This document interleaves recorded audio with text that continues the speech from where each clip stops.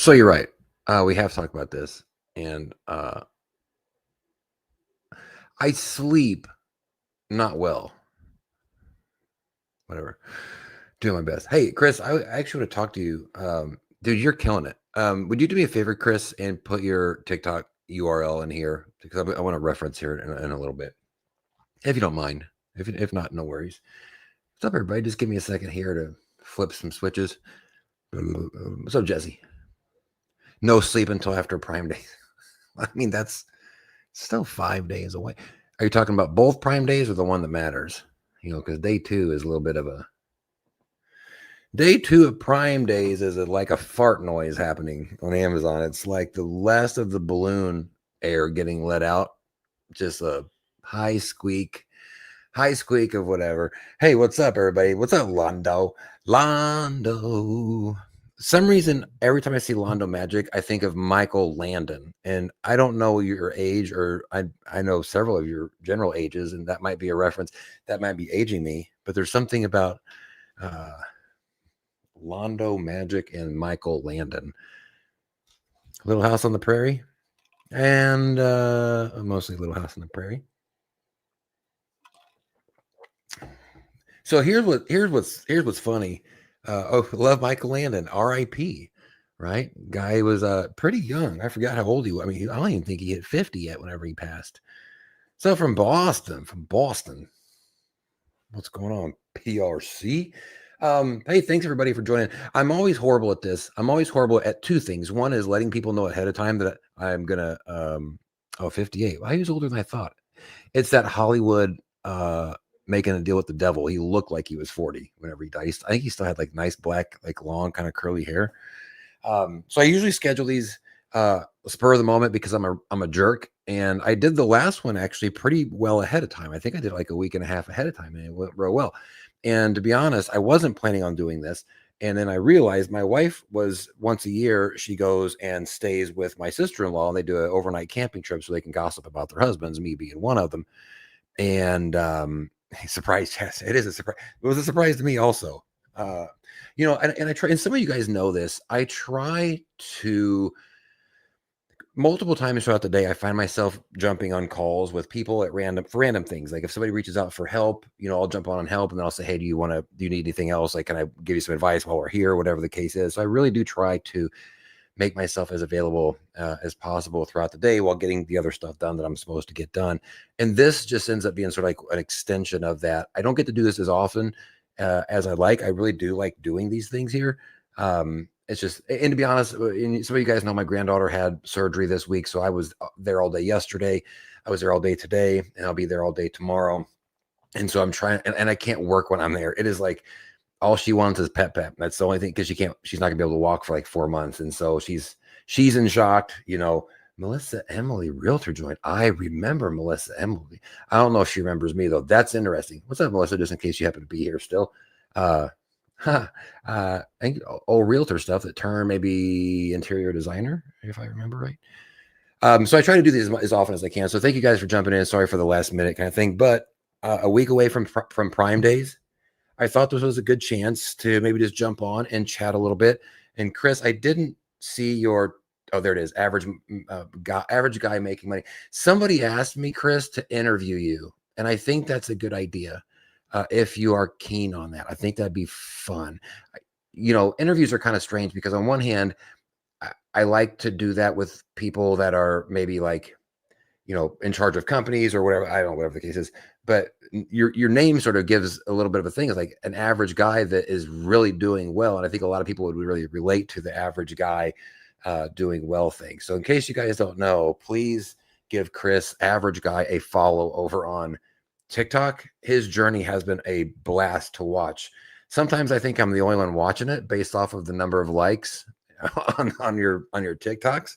But every once in a while you get a few. I mean, but look, the guy's posting every single day for over a year now. And I think we should do it, Chris. So welcome everybody that jumped in. And if you're watching this later on replay, what's up? It's me, your boy Fizz, Oink Master General. I thought that was a funny name. And now whenever I just said it out loud, as a 48-year-old guy, I'm not sure that's a good move. And but appreciate you guys jumping on. We're going to talk Amazon influencer program here. There's been a lot of changes over the course of like the last week. Yeah, Jesse, definitely recommend you do it. Honestly, his videos are quick to the point, probably 15 seconds in and out most of the times, but it's been interesting watching his journey. He talks about every day how much he made the day prior in the program and watching it scale. He had a goal of making $100,000 within a year. And a year ago, his numbers every day was like, look, I'm not even close sometimes. I'm not where I need to be on a daily basis. And now he's hitting his number pretty consistently and going well above that number. So it's been a lot of fun to watch from this side. And so Prime Days is here. So I'm just hopping on, just chatting, seeing what's on people's minds. If there's anything Amazon influencer related, I can give thoughts, advice. I did think that it was interesting this week. Oh, by the way, if you're watching this on replay, if I figure out how to do that correctly, last time I blew it and it did not save it to replay.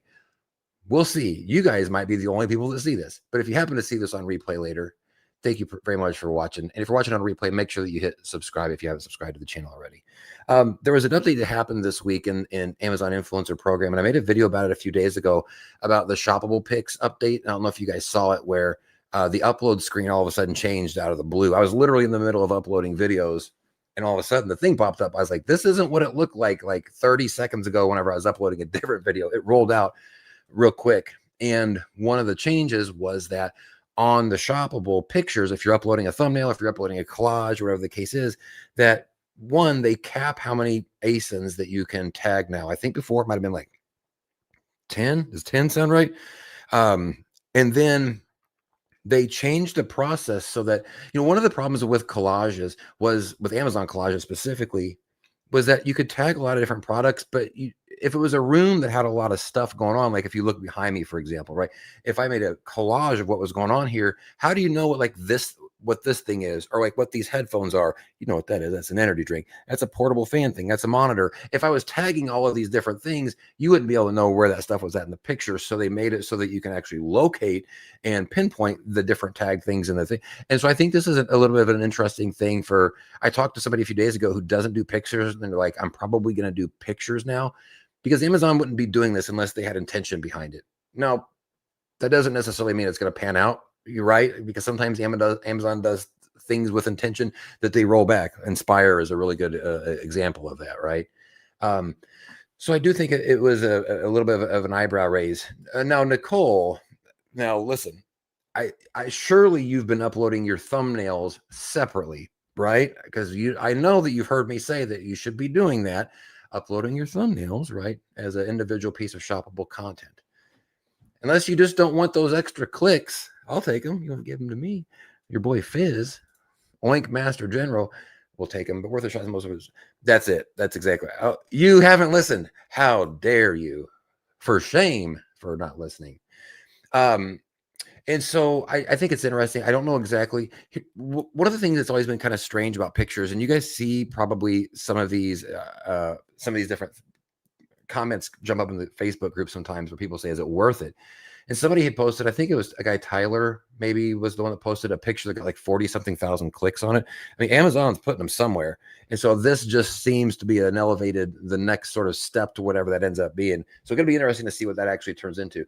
Londo, did you notice some videos are looping instead of moving on to the next one in line? No, like the autoplay, I'm guessing is what you're talking about, especially on mobile. Oh, no, that's interesting. I wonder if that's intentional by Amazon. You would think that that's got to be a bug, right? Because if you're Amazon and if somebody gets all the way through that video, I would think that they just want to roll them into another video because something didn't convince them enough at that point to stop and make the purchase.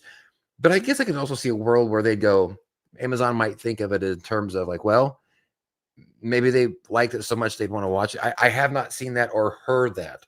So that's definitely worth putting a pin in.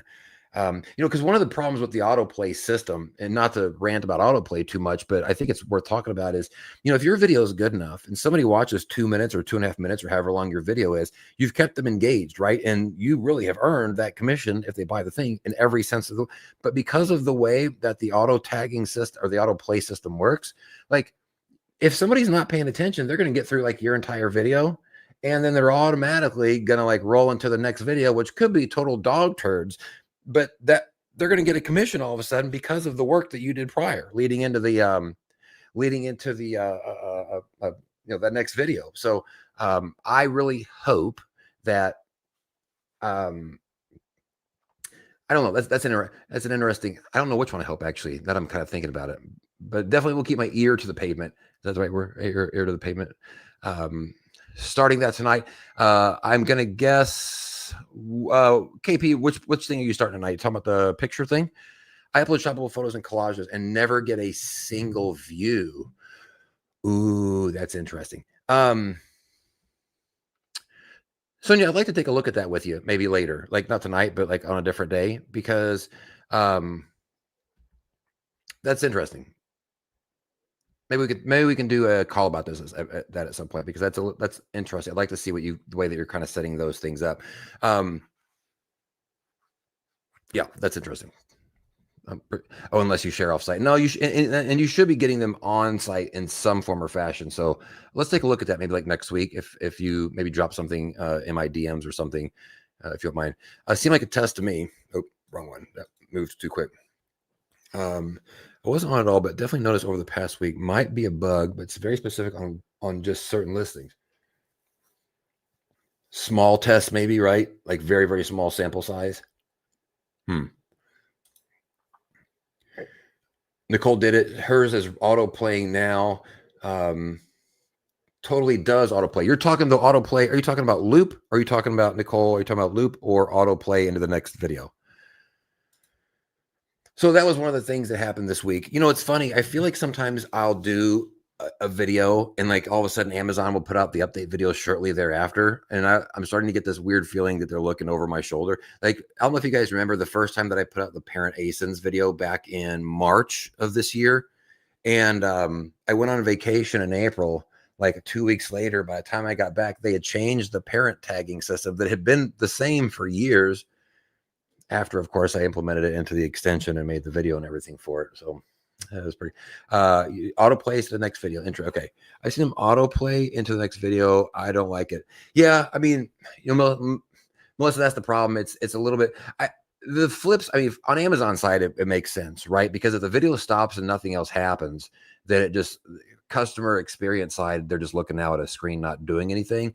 From our standpoint, it's tough, right? Because if you did provide enough value in your video that somebody gets through the entire video and they just happen to be getting a drink or stand up for a second and stretch, that next video kicks in, even though yours was the one that kept them engaged the whole time, they're going to click off and turn that off. But if they watched a few seconds of it, then all of a sudden your commission is out of your pocket and into the next person's pocket, even if their video stunk. So I'm with you, but I get it from a customer experience standpoint. The menopause mom, the MMI, what's up? I haven't talked to you for a bit. Do you upload your thumbnail or just a photo of the product? So rule of thumb for me is so I make a thumbnail for every single video that I do anyways. I actually made did I make a video about this today? I did make a video about this today. Did I upload it? I don't know. In case you don't see it, my rule of thumb is I'm already making a thumbnail for every single video anyways, right? I upload that video or that picture, since I've already got it made. It takes another 5 seconds. I upload it secondarily as an individual piece of content, its own shoppable picture. Tag it, send it on its way, because those can get clicks. That guy Tyler got like 40,000 clicks on a picture that he uploaded. Now, certainly the more intriguing and interesting the picture, the better, right? The better that it looks, the better chance you have of getting like clicks. But like even me doing this as an afterthought, like I still get clicks on my pictures, and a click to a picture that results in a sale provides the same commission to you as a click on a video and a view on a video that also converts to a sale. Obviously, videos are going to happen way more, but because it takes very little time and the thumbnail is already done, I just go ahead and do it. And if it turns into something, awesome. And if not, it's no real risk there. So yes, 100% of the time. It was today. Thank you, Ray. To be honest, today was a little bit of a blur, and I did multiple videos, and I can't remember what I've actually posted for today. So I appreciate that. How was my September? Yours says mine was almost as good as July. That's good. So I think that generally speaking, I think a lot of people, including myself, saw a little bit of a downturn. So if you saw an upturn, that's really good. I think that bodes well for you for what's coming. I mean, everybody's about to be in in a really good spot with the holiday season coming up. I do think that generally the majority of people saw a little bit of a downturn. And I noticed this just on my month over month sort of like what shipped out type of numbers. Now I I'm still uploading a pretty decent amount. Oink is taking up more time than it used to take up for me, where I could upload more videos. Um, I will say that Creator Connections was pretty much consistent. It didn't grow any during the course of September for me. It has plateaued, and over the course of just this past week, it has dropped. I'm not even sure what the percentage would be, and I'm not going to say. But I mean, it's not like it's dropping dramatically, right? It's just my numbers are overall down, and I think that it's pretty common, I think, across the board. So if you're in that spot right now, that's a really good spot to be in. But I've also been sort of sidetracked, so that's definitely part of my problem. Curious if I should start adding a bunch of photos for past shoppable videos. I wouldn't. I would just move forward. The reward is not going to be great enough to go back through and do all that stuff. And to be honest, it's not really much of a growth activity. You know what I mean? Like, I'd rather see you focusing on spending that time working on the product pipeline, getting new products in, product research, et cetera. So no, I would not go back. I typically don't go back in time and do anything unless something's broken. If I'm, oh, by the way, if you guys are wondering, I think I got the untagged counter fixed in case you were running the storefront check and your untagged said everything was untagged. I think I just got that fixed a little while ago. So I'm going to test it again after this thing here. We'll see. So yeah, I only go back usually and touch the stuff. If it's not broken, I leave it alone, and if it's broken, I fix it. Otherwise, I implement and I take it going forward. Let me see here. Let's see. Thank you guys for joining. I always appreciate you guys hopping on, and I appreciate the kind words about the granddaughter too. Several of you guys have messaged me and just checking in or best wishes and stuff. So I very much appreciate it. How do pictures work as far as upper and lower carousels? Not related at all. So upper and lower carousels are only going to be videos. Now, this is also part of the mystery. Where are these clicks coming from on pictures? And we don't know exactly. Every once in a while, I'll see one, but there's not like a place that you can go. Like if you tag a particular product in a picture, you can't go to that listing and see that product, right? You can't like go there and go, let me look at the pictures typically, right? I had a buddy one time that was shirt shopping, and he happened to see one of my shoppable pictures. It wasn't even on the main listing, but as he was just browsing randomly on Amazon, he sent it to me. He's like, "What are you doing on Amazon?" I was like, "Well, let me see if I can explain this." So it appeared somewhere randomly throughout the site as he was searching, and I think they're also using it for offsite stuff too, maybe, which probably will become more. We'll see more of that if they ever roll out the brand collaboration thing. That they've been talking about for a while. But as far as like on the actual product page itself within upper or lower carousels, you're not going to find pictures there. Those are always reserved for, at least for now, for just videos only. Let me see. Where did I go? Oh, I'm loving the incomes here, the incoming things. I got to figure out when I highlight one, what I'm bad about is then finding which one it was. I didn't even have one on there. Okay, Nicole, my September was slightly lower than July. Yeah, and that's the gut that I'm getting is it's those that saw a downturn, it was like slightly downturn, right? That it wasn't like a crash or anything like that. And truthfully, I expected Chris, hey, first off, I'm gonna highlight this so everybody knows what I'm about to. Hey, enough of your high and mighty here, sir. Average guy, my butt. More like above average is what the way it looks. All right, we'll move on from that. Let me see. Sonia saw an upturn over the weekend and Monday, then a downturn the last couple of days. And so, one of the things that I think that, and I had mentioned this on a couple of the videos that I partially expected, and in the past, leading up to Prime Days, we do see Amazon sometimes pull carousels, especially like upper carousels. And the theory there is that they do that to save money leading into Prime Days with the sort of expectation that they're going to spend more, they're going to pay out more during Prime Days. But I haven't seen that. I mean, maybe it's just me, but I don't think I've seen them pull at least thoroughly and fully, right? I think that I've seen some people say that it seems like there is some pulling back a little bit, but I haven't seen the across the board thing that you typically see through that. So what you're seeing there, Sonia, could very well be related to a little bit of that pullback prior to Prime days. As long as they get them up during Prime days, I'm fine with a little bit of pullback this week, you know. All right, so let me see. July was 6,700. September was pretty close. I uploaded about 200 videos in September. Is part of the reason why it ended strong. You know what? That's a really good spot to be in if get ready to go into the holidays and getting ready to go. I mean, even if you didn't cross check any of that against the Prime Days list, going into the holiday season with that start, which we should be starting on right now, you're in a really good spot. Let's see here. You saw a dip. What'd you call me? As my dad used to say that. Somebody'd say something about dip. They'd say, hey, you want some dip? And he'd go, what'd you call me? Saw a dip in September back the past few days. You know what's funny is I don't hardly ever check my numbers anymore. And I'm not sure why. I should, but I don't know when the last I should probably check and make sure that generally I check it every once in a while, you know, probably every like 2 or 3 days, but used to, I did. I used to, I'd wake up in the morning and it was the first thing that I pulled up in the morning. And now it's kind of gone to like once every few days so I need to kind of see what's been going on since maybe like the weekend after the first of the month too. That could be also might also indicate, you know, if people are seeing a jump up over the last couple of days, it could be first of the month stuff. Now let's see here. I want to say, hey, Rory, I appreciate that, and there's been several people that have messaged me about that too. I'm a little bit late to doing that. It's weird, right? I'd actually messaged my friend Zoe, who's from Canada or from UK, and was sort of asking her too about like some of what people are using these for, you know, because if Creator Connections isn't part of your ecosystem, a lot of the extension was built around originally the Creator Connections functionality. So that was one of the things that took me a little bit, was to try to figure out where to start with Creator Connections not really being part of the ecosystem there, or at least not right now.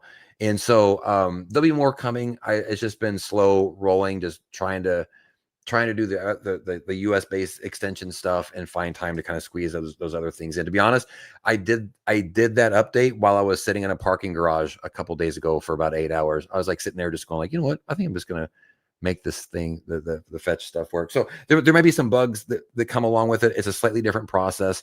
The fetching on Canada and the fetching in the UK, slightly different processes on those storefronts. But you know, you guys are over there doing work too. So trying to get you guys caught up as much as I possibly can in a way that makes sense for you guys. I didn't want to just give you all the same features, because you're going to get a bunch of stuff that's not going to be helpful, and it's just going to get in the way, like the Creator Connection stuff, at least for now. So I appreciate that.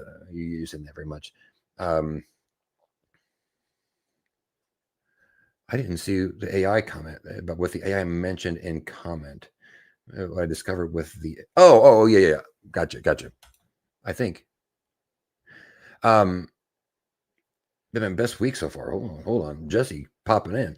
Best week so far in my second month. Still not a lot, but I had 3 days in a row where I made $20 a day. So starting to see some positive movement. That's it. So, you know, one of the things I will say is, hey, my buddy Ryan just hopped on. What's up, my man? What's going on?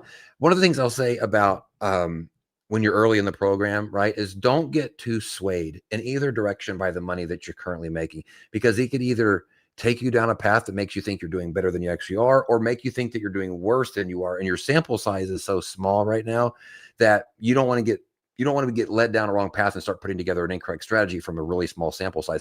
I would certainly rather see it on this side where you're doing better, you're doing well on consecutive days. Here's what's stupid. So my buddy Ryan just sends me a message, and he doesn't even know.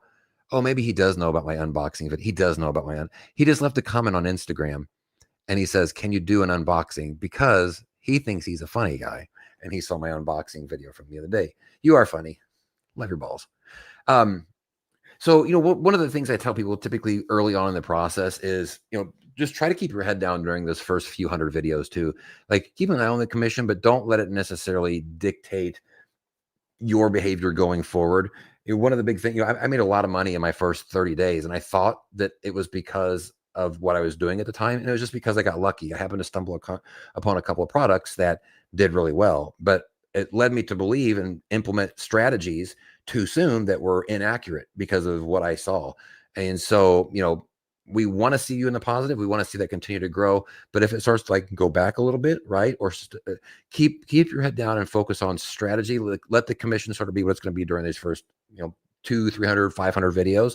And then at that point, especially if you've already been generating commission during that time, all of a sudden you can turn around at the 500 video spot and you're like, I got a strategy I can put together here based off of what I've done and what's happened up to this point. But love seeing the increase on those numbers there. That's a really good sign that you're on to something and doing the right things up to this point. So well done.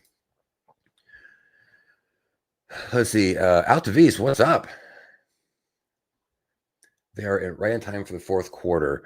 I've got another one coming here. It's actually, I'll just say this on here because I haven't said this to anybody because I haven't announced that I was going to do it. So there's a feature that you can see right now in the extension.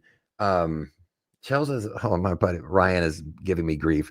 I know I was just getting ready to talk about a new feature, but my buddy Ryan, I got like one viewer on Instagram, and it's my friend Ryan, so I got to make sure the Instagram stays up to date. Says Chels is upset because it's her birthday and you don't text her. You're her seventh best friend. You're so stupid. Chels is fantastic. You're a moron, Ryan. In the extension, there's a feature. If you're on I think it's on the storefront. If you go under other actions, there is a grayed out option that says, right now it just says repurpose YouTube video or something like that. What this is, it's a video editor that I'm implementing into the extension. I'm still testing it because one of the problems is, very quickly talking about YouTube and repurposing, if you're taking your videos from Amazon and you're reposting them over onto YouTube, you don't have any hook in there no call to action, right? Normally, if you're watching something on YouTube, they're like, hey, the link is in the description if you're interested in this or something like that. You can't say that because you can't say it on Amazon. And since you're using your Amazon video, you're repurposing it, there's no call to action unless you drop it into the description, but you're not able to tell them to look in the description, be able to do that. So what I'm working on is a simple text editor that you're going to be able to, I think, I'm still testing this. And so I can't promise that this is actually going to work. This is a pretty massive departure from what we've done up to this point, but I think it's important to repurpose appropriately.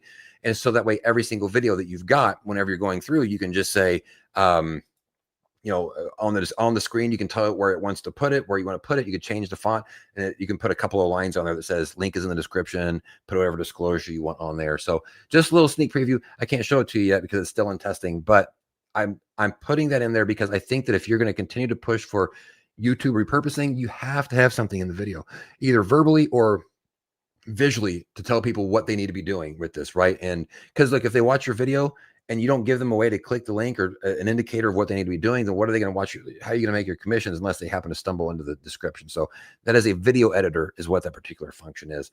And hopefully, now that I've said it here in front of almost 30 people, I can get it to work. It's working in early testing. I will say that. Londo, is Oink Fetch supposed to work yet on UK? It's there, but gives me an error in those markets. That's great news. It's supposed to work. I'll take a look at it tonight. It was supposed to. It was a couple days ago, and I'm glad that I prefaced this a few minutes ago and said that there could be bugs in there. So I'll take a look at that. Yes, it's supposed to be working. I'll take a look at it tonight after this is over and see what's cooking. At least it was a shirt considering your other product videos. Well, that's a personal attack. My buddy Ryan, I'm going to keep mentioning Ryan's comments because I think you guys will enjoy them because you'll realize how much smarter I am than this guy. He just asked me, do I ever go live on MySpace? Look, this guy, it's his wife's birthday, and he's on Instagram doing this. I've known this guy for 20 something years. And I'm not sure how we may remain friends. That's what happens when you love somebody, I suppose. Let's see here. Jagged Halo, what's up? Thank you for saying that. Since loading your pro tool, my influencer. Oh, good. Appreciate you guys. Appreciate that. That's I'm not good at taking compliments. One of the goals with the extension was to see stuff like this, that was, and actually it was really one of my goals whenever I started to do the YouTube channel before I ever had an extension or did anything like that, was I wanted to simplify the process for people and give them as much of a direct line between them and more commissions than I possibly could. So I appreciate that report. That's exactly why I built the thing.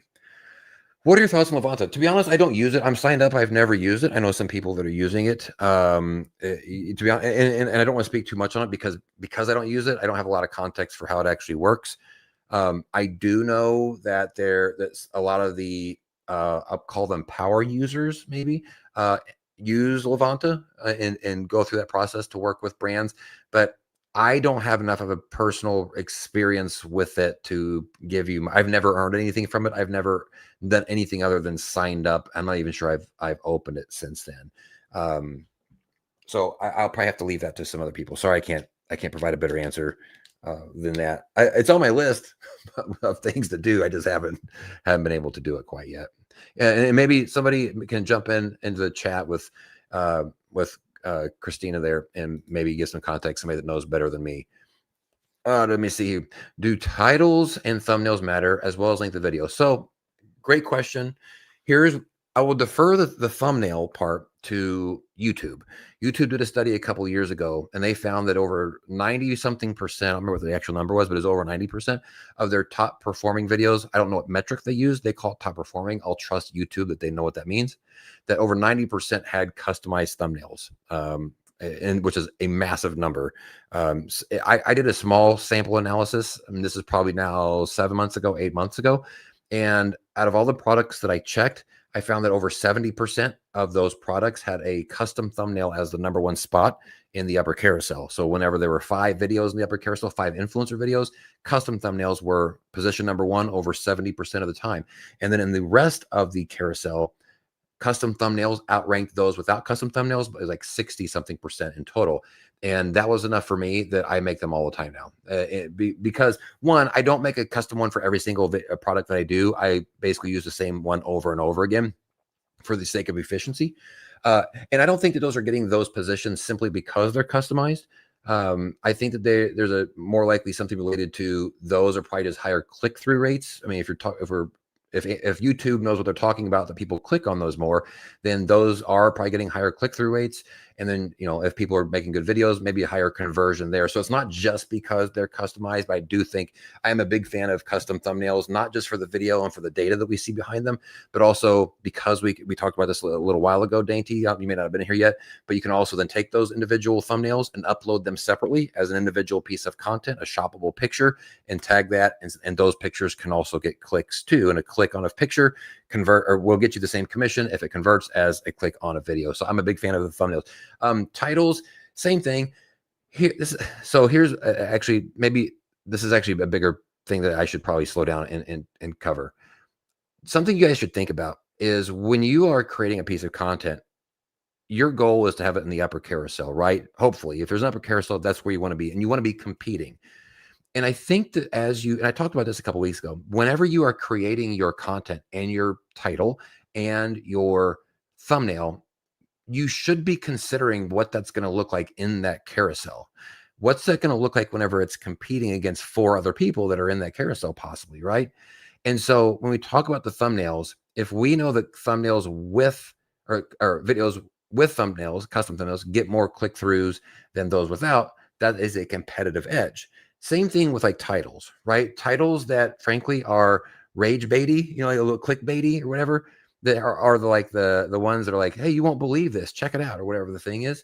I think those can have a big impact on getting people to click on yours versus the competition that's currently out there. And in fact, I just launched one of the features in Oink. It's a title analyzer. Whenever you're going through the uploading process, there's a little letter T. When you tag a product, you've uploaded the video and you tag the product, a little letter T is going to pop up. If you click that, it's going to find the other videos that are currently on that page, and it's going to show you the titles for all those other videos. So you can make sure that the one that you create is different and unique from the other ones that are on there.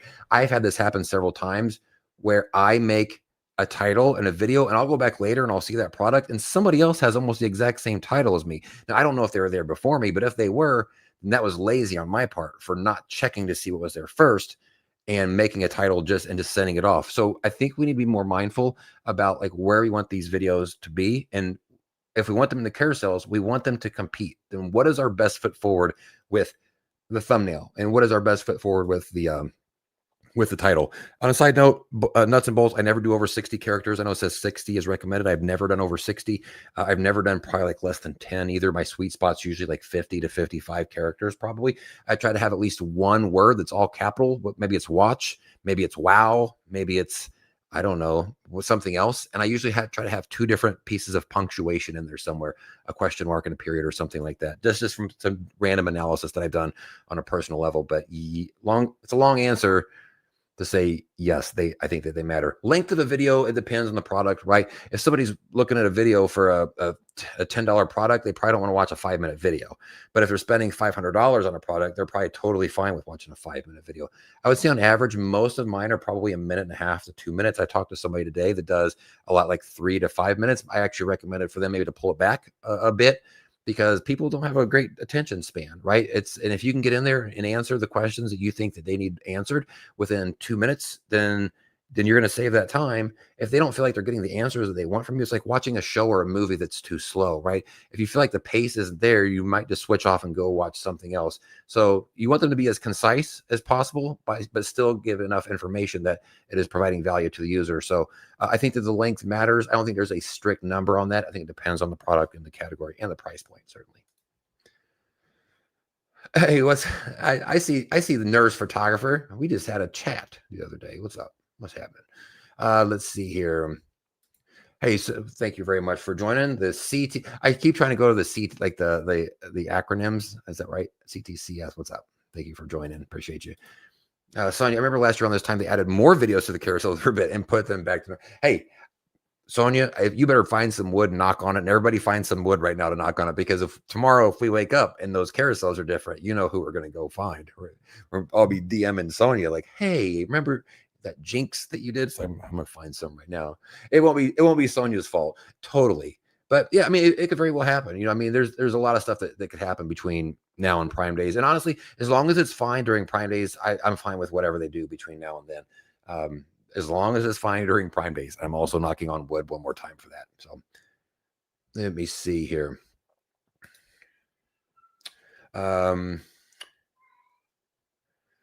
Melissa, send me an email, would you please? It's help@oinkforinfluencers.com.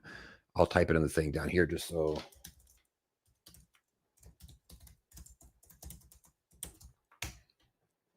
I'll get that squared away for you. Let me see. KPDC says that's something we're going to start learning, understanding, preparing and gearing up for Prime Day stuff. Look, man, a lot of us have been doing this for years, and as well-intentioned as we are, we still like I've been making videos for the past 2 weeks about basically being done by this week already, like early in the week. I was just out assembling more stuff for Prime Days, like because the reality of it is as you're preparing for Prime Days, once you get to the point where you feel like you're prepared, things are still kind of coming in, and they come in all the way up to Prime Days, right? And so it's pretty common for a lot of us to go into it feeling like we're just not where we want to be. And that's totally okay. Because one of the things I've learned is each one I get better and better at it, right? I don't feel like there's ever going to be a point where I'm just like, I got it and I feel really good about it. But I do feel like every time that a Prime Days or an event comes up, that I'm just better at it than I was last time. And I feel that's the part that I feel best about. So just use this and learn kind of the time frames and how it like leads up to it. And by the time that the next one starts, like really good example is last Prime Day, I implemented the Prime Day yellow button that you see on the screen like the day before Prime Day, because I wasn't even thinking ahead of time, and then I implemented it like the day before, and I was like, better late than never. And I'm not sure that's true. But this time I did it like as soon as it was announced. I was like, actually my friend said, hey, you gonna put that back up there? If she hadn't said it, I don't know if I would have remembered. And so just get better at it every single time. But it is. A lot of us feel that same way, that whenever it gets here, I will say the one thing that I will try to advise about Prime Day is the best that you possibly can, don't go into Prime Days with stuff not uploaded. Like I've learned this the hard way several times of like Prime Day getting here, and I'll look behind me and I have a stack of stuff that I never got to recording.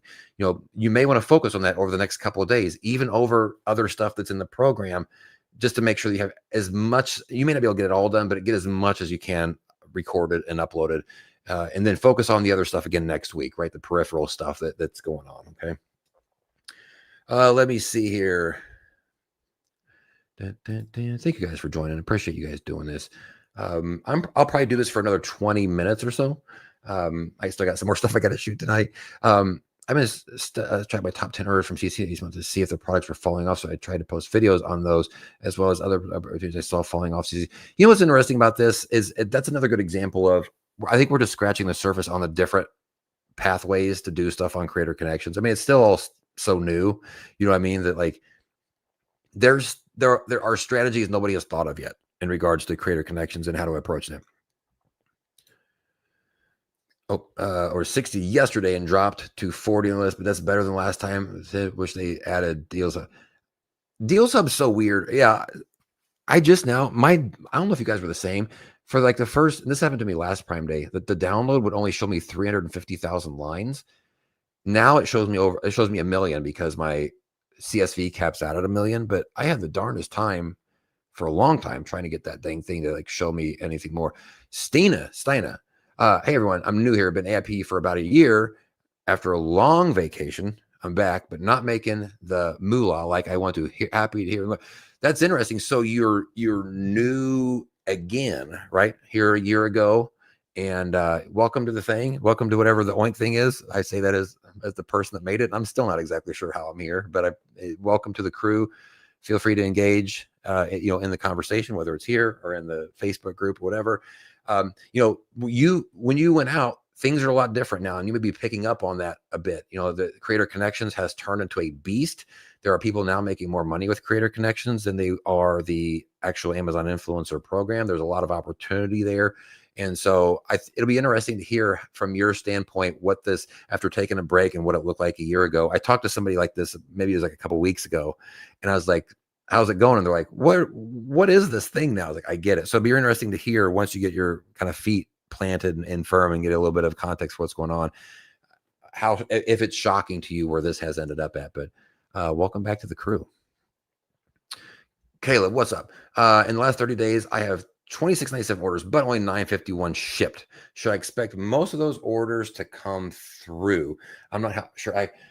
So it depends on where you're tracking the orders from, right? If you're tracking orders, and it depends on which report that you're looking at. This one is a little bit of a tough one. Are you talking about on Creator Connections, or are you talking about on the AIP side? Maybe in the comments, if you could answer that one there, Caleb. Where are you seeing that report at? Maybe that gives some context here. MTM, what's up? Brand new here. At what point is it worth bothering messaging brands for free samples? Is there a certain number of videos you need before a brand will consider sending one? Other tips? So at what point should you do it? All the points. Now, yesterday, and because here's one of the things I will say, Mary, and this one even goes back to Stina. You guys kind of introducing yourself or reintroducing yourself back into the thing. And I talk about this a lot on different calls and things that I do. I did a podcast yesterday where I talked about this. The number one problem that Amazon influencers have, it doesn't matter what point of the stage you're at, whether you're me, somebody that's doing better than me, somebody that's newer than me, somebody where you're at, somebody that's newer than you, it doesn't matter. We're all in the same situation, which is our number one thing that we have to solve on any given day is the product pipeline. We have to be able to have a consistent flow of incoming products into our doorway so that we can make consistent videos. When you're new to the program, Mary, you might be able to very much identify with this, and maybe Stina from a year ago, whenever you jumped in, or maybe you're doing this now. Most people start by shooting everything in their house first, but that stuff isn't infinite. You run out of that stuff, but it is a great way to start. Teaches you the program, teaches you how to create videos, and get you started. You may not make a bunch of commission on it, but there's a lot of value in learning that process through the stuff in your own house. But that stuff's eventually going to run out. So the question becomes, where can I get a consistent stream of products coming in, right? One option is obviously to buy. A lot of people don't have the opportunity or want to do that, right? There's a risk involved that if you spend it, you may not make your money back. That's where product research comes into play, but it's still a risky situation. The other thing is, okay, if I'm not going to buy stuff, then what are my options? And it would be through brand situations, brand collaborations, right? And that is what a lot of people are pursuing right now through Creator Connections. And so for me, because brand messaging is one of the primary opportunities for the product pipeline solution, everybody probably should be doing this in some form or fashion. It doesn't mean you have to be doing it directly through Creator Connections, right? A lot of people are doing that, but there are brands and sellers that will reach out to you through Facebook Messenger. Make sure that you have your Facebook and your Instagram linked on your storefront so they can find you easily. Sometimes they'll email you also through there, and you can build some relationships through there. But ultimately, for me, I mean, I think that everybody should stay open to all opportunities because your solution for your product pipeline is going to be different from mine, right? There is no across the board solution for the product pipeline problem, but everybody tomorrow should wake up and every day going forward going, where are my products coming from today? And how do I get more of them? And coming up with a solution, a consistent solution for those. And I will say that I believe, I have no data for this, but I think that the people that struggle, the ones that, end up basically giving up on the program, it's because they weren't able to solve that. They look around at a lot of other things to try to solve the problem, the commission problem for them, even looking at Oink, right? Looking at tools, solve this for me, Oink, solve it for me, Fizz, Ink Master, Oink Master General. And, if the product pipeline problem is not solved, then there is no saving your account. And so, but if you can solve it, it is a major pivot point that will propel you forward and actually push you way more towards success than you realize. So, when is it time to do it? Now. Learn how to do it now. And is there a certain number of videos? Sometimes it depends on the brand. Sometimes brands are just happy that somebody will accept it, right? And to be honest, you may end up finding, because you're doing the program, you may end up having to accept or request products that frankly other people may not be requesting, maybe not the hottest stuff out there. You're going to have a hard time getting a product from a brand that's being bombarded by other influencers, right? If you don't have very many videos on your storefront quite yet, you'll get there. But for now, maybe, you're going to be asking, you might have to send out a lot more messages than everybody else is to try to get some attention. People will say yes to you. You might just have to have a little bit more legwork. I mean, it's always legwork, but in this early stage, maybe just a little bit more in the meantime. I hope those are the kind of tips that you're looking for. Let's see here. We need a tiny, what does this say? We need a tiny image of Rye Guy on your shoulder. I don't even know what that, I'm not sure what that is a reference to, but I'm going to leave it. Funny story. MySpace. Somebody mentioned MySpace again. Side note about me. I used to be a traveling musician. In 2005, I was on a tour called the Taste of Chaos tour. It was the biggest rock tour in the country at that time for like emo music, and it was sponsored by MySpace. And so I got a bunch of free MySpace merch. And then later, a few years later, I found my now current wife on MySpace whenever I was cruising for chicks, which is what everybody was doing in MySpace at that time. I mean, it's what we're all doing. I mean, or cruising for dudes in some way, or cruising for somebody to cheat with. That's what MySpace was. I mean, I wasn't cheating, but anyways, so that's a side note. Probably shouldn't have said any of that. Let's move on. Let's see here. I tried to add you on a messenger. I was one of the last users of AIM. I was a big fan of AIM, and especially because like during band days, actually we used it quite a bit for. Anyways, I thought we can't use it now with updated TOS. Nikki, what are you referring to there when you say use it? What is that? Because I don't remember. Does anybody remember know what we were talking about there? I thought we can't use it now with updated terms of service. Somebody help me out on that. Yeah, well, and it's not going to be a crazy video editor. It's just to add some text, and it has a couple different font options on it. You can select which location on the screen you want it, and it's text that's going to run through the whole video, right? So it's just going to be, and you can change the size of it too. So like for me, whenever I was testing it, I did 2 lines, and the top one would say link is in the description, and then under it would say subscribe for more cool products, and then hashtag ad or something like that is what I was testing it with. So, but it makes it for, again, if you're going to repurpose stuff, you almost got to have some sort of a call to action in there. Oh, I see what Nikki said. So yeah, I hope that it ends up being helpful for people. It felt like it makes sense for all the push we're doing to repurpose over to YouTube. That something that might be helpful. Nicole, thank you for joining. Enjoy the T Swift. So here's the thing: is Levanta? I don't think it falls underneath that, because Levanta, my understanding, again, I'm just going with the little bit of context that I have, is that you are using with Levanta, and I have to be careful because I don't know totally exactly what I'm saying here. You're with Levanta, you have your own specialized link. One of the things with the terms of service talks about using the same traffic, right? But this isn't the same traffic of like your own traffic. It is a link is like Levanta's link to the product, right? And so Levanta technically is the one that's earning the commission from that. So I'm not enough of a familiar with how their process works exactly. If somebody else is, feel free to chime in there. But my understanding is Levanta and their ecosystem, the way that they got it structured, is actually outside of what is being talked about there on the thing that we saw in the last couple of days. But I'm saying that as a guy who doesn't have a lot of context for it, so please take that with a grain of salt. Jesse says, do you think adding catchier / flashier YouTube thumbnails to Amazon videos is a bad idea? I usually put more effort into designing the YouTube thumbnails and make, no, I think that for me, because look, here's the deal with your YouTube or with your Amazon thumbnails, you want to continue to highlight the product, right? I'm not a big fan of like the thumbnails that have like a complete layover, like it's all got like, and then like the product is like in a little bubble or something like that.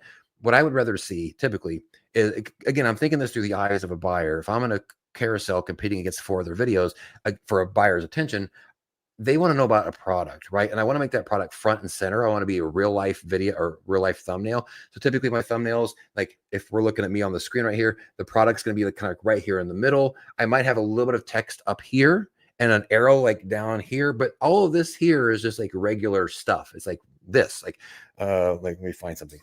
So like, watch, it's like, and there's some stupid face like this. Oh my gosh. And then there's a little bit of text way up here that says, check this out, or everything you should know, and a little arrow like that. So those are typically the kind of that I like to see, because I want to continue to see the product that I'm making the video for highlighted. So whenever somebody looks at 5 videos, they can see mine front and center. And I'm like, you want to know about headphones? I'm literally making a video about these headphones here. So yes.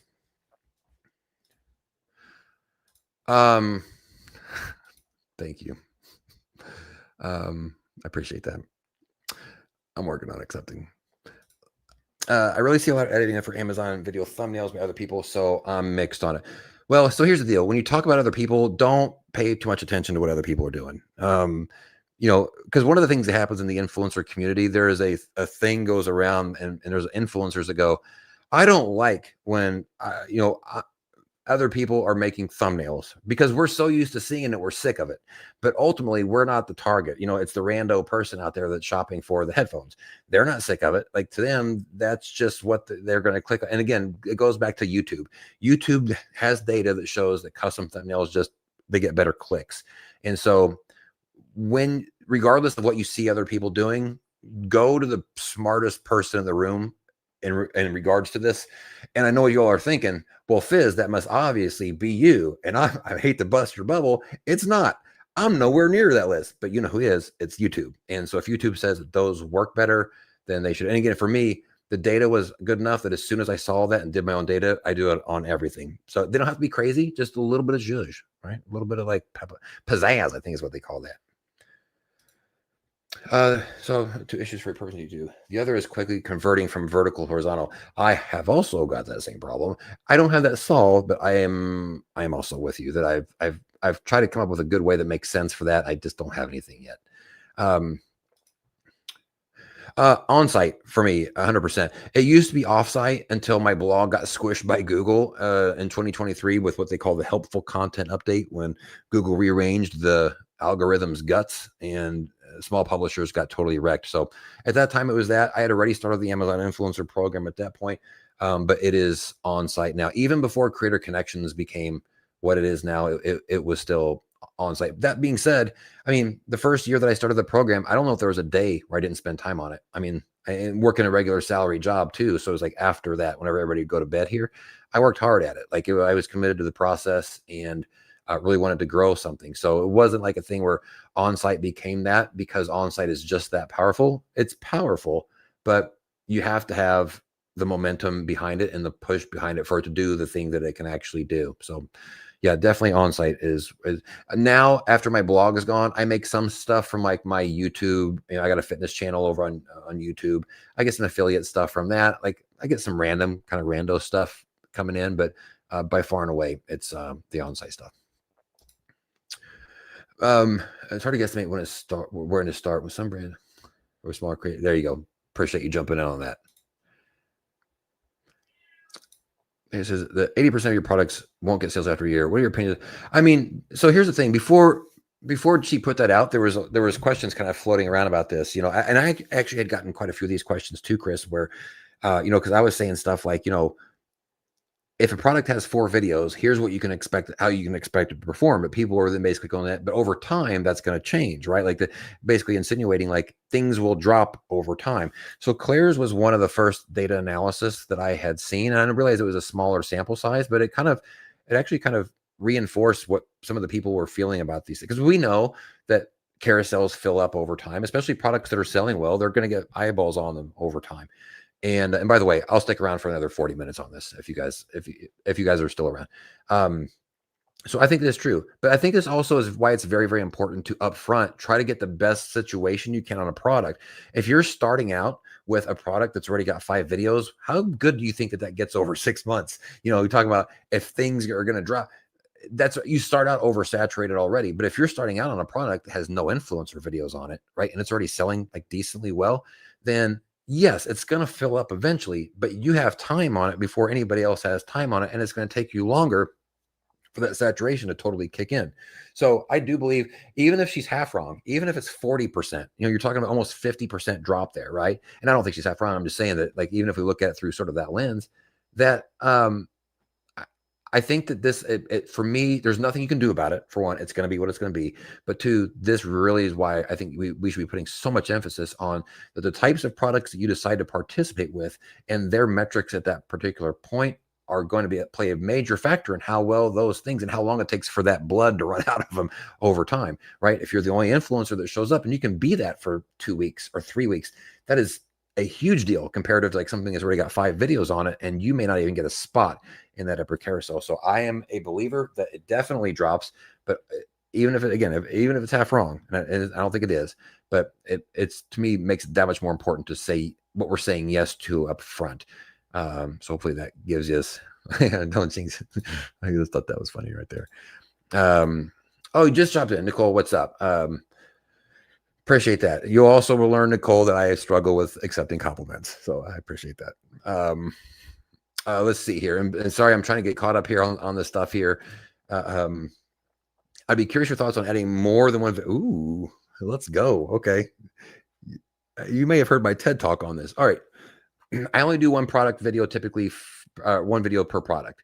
I'm not a big fan of just doing general secondary content unless one of the things I am a big fan of is what I call these like on the go videos, right? So for example, if I have these headphones and I've had them for 6 months or something like that, and I made a video from 6 months ago, when you look around your house right now, there's a lot of stuff that you've had for a while and that you've probably made videos for already quite some time ago.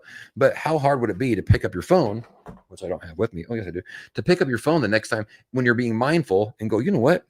I can like make a different type of video for this because I've had this thing for 6 months, and turn your phone on, do it in vertical this time. If the first one was horizontal, do this one in vertical. It's just a different value proposition, and just do like a 30-second, like, hey, like, just so you guys know, I've had these for 6 months, and the reason I'm still using them is because they're freaking awesome. They sound great. They've held it. It's a different video than you were able to make 6 months ago whenever you didn't have the product for very long. So in those cases, I am a fan of doing secondary pieces of content because they're unique and they have a different value proposition than if you just sat down right now and said, I'm going to make 2 different videos for this right now. They're basically going to be the same video pretty much, right? There's not a lot of value you can provide different. And honestly, if they're going to be 2 different values at that point, you should just make one video at that point and just make that one valuable so that you're giving the person that's watching the best information they can to make that decision. But I do like the secondary on the go because they're quick. Don't take a lot of time. You don't have to edit them like crazy. You upload them from your phone and you go basically from that. I personally just make one video up front though for pretty much everything, except for very, very, very few circumstances. And to be honest, I can't remember the last time that I did that. I'm knocking off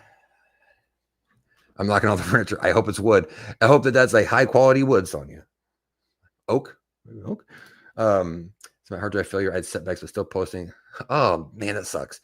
A hard drive failure is awful because it happens sometimes. It usually happens out of the blue, and if it happens, you just got to deal with it. That's hard to come back from. You come back from it, but it sucks. Sorry. I have brands that we're still reaching out because they don't understand our timeline as influencers. There will always be more content you can upload. There will always be. You're 100% right about that. Like, and that's actually something that I think too. I was having a conversation with somebody the other day about products and being okay with saying no to products. I'm like, look, do you realize how much stuff is on Amazon?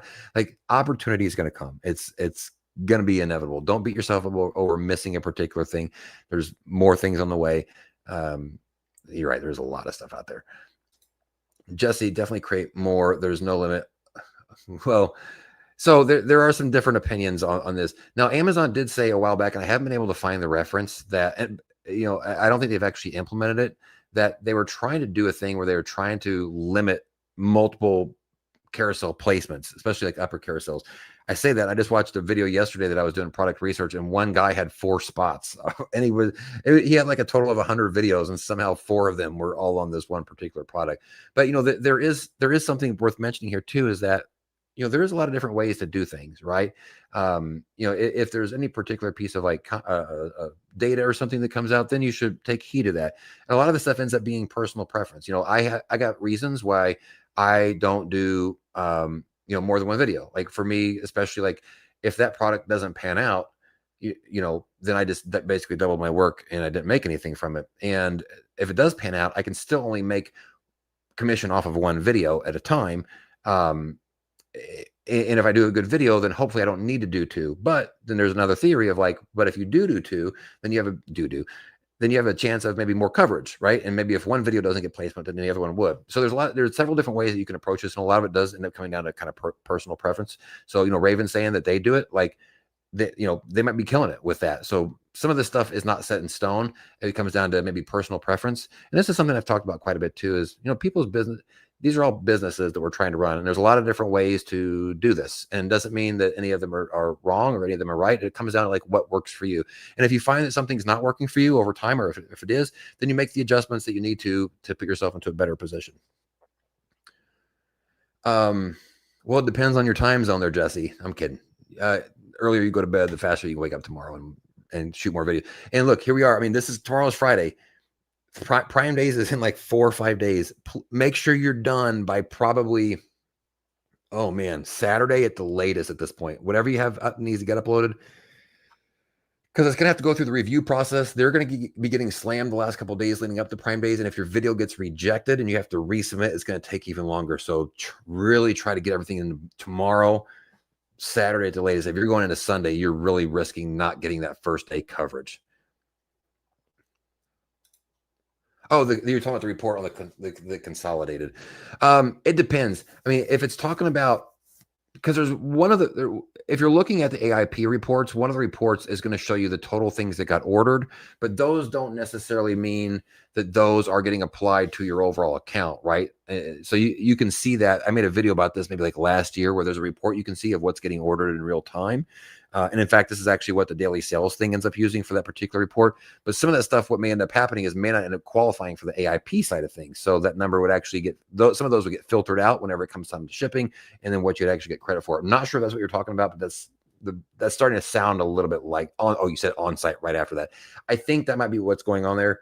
Without seeing the report, I don't know 100% sure, but it sounds like probably these things that don't qualify for AIP, that the first thing you're seeing is the unfiltered list, and then the second one ends up being the filtered after Amazon goes through and says, here's what qualifies and here's what doesn't. I'm guessing. Actually, on-site, then hit consolidated, then click off-site, if that makes it. Yeah, that's the workaround to see that particular report. I know what you're talking about there. Yep. KPD. And with I've seen just as many using screenshots from the, I'm not touching a screenshot because I think that it's too close, and I haven't really seen good clarification from Amazon on how to handle that. Because you're not supposed to use their pictures technically, but they've kind of created this gray area where I think you can, if you like edit it in some particular way. Because I don't do collages, I don't know 100% sure. Maybe if somebody in here is doing collage stuff specifically. But the question also is, unless you're really pushing hard off-site, collages are going to perform better probably off-site, and then you can direct them to the collage on the on-site thing. I think if you're just doing collage only on-site, the amount of time that you're going to spend creating those good ones may not, my gut says probably aren't going to convert as well unless you're doing something with them offsite also. That'd be my guess. Not 100% sure on that, but we'll see. Stina, what's up? You have 850 vids. Hold on a minute. My storefront, but I noticed I'm making almost more with creator connections than my storefront. I'm about 6 to 8 items. I'd be curious, 850 vids now, or did you have 850 before your long vacation, or have you been working since you came back in? I'm hoping to start working on my Oink tutorials. Good. I need more people doing them because I'm horrible at doing tutorials. I'm trying to do more of them. I'm such a jerk because here's what happens. I put out I've been so busy pushing new stuff. And because I'm so unorganized anyways, what happens is I've got this list of things that I want to be creating. And so as soon as I push one and I say to myself, I need to create a tutorial around this, I also go, or I could just work on the next thing. And then I go to work on the next thing. So I appreciate people that make tutorials for these things because it gives me a little bit of extra breather room until I can get around to mine and do that. Relinking my favorite. I got it. My favorite are private. Well, here's the thing. What you don't want to do. I wouldn't change anything that whatever you applied with it got accepted to, right? That's sort of like the general. There is on your storefront 2 places where you can as you're saying, you can put you have to have a Facebook page, I think, for that now. It won't let you put a Facebook profile. I think it has to be a Facebook. If you put a profile in, I think it gives you an error or something like that. So whenever you try to link your Facebook, don't be surprised if you get an error if you don't have a page. I got envy at TikTok, which is my public. My FBA are private. Just don't touch your TikTok, whatever you do, right? Just make sure you leave that thing alone. Even if you reconnect it to something that's valid, Amazon has done some weird things from my understanding with changing of TikTok stuff. So I would not be touching that.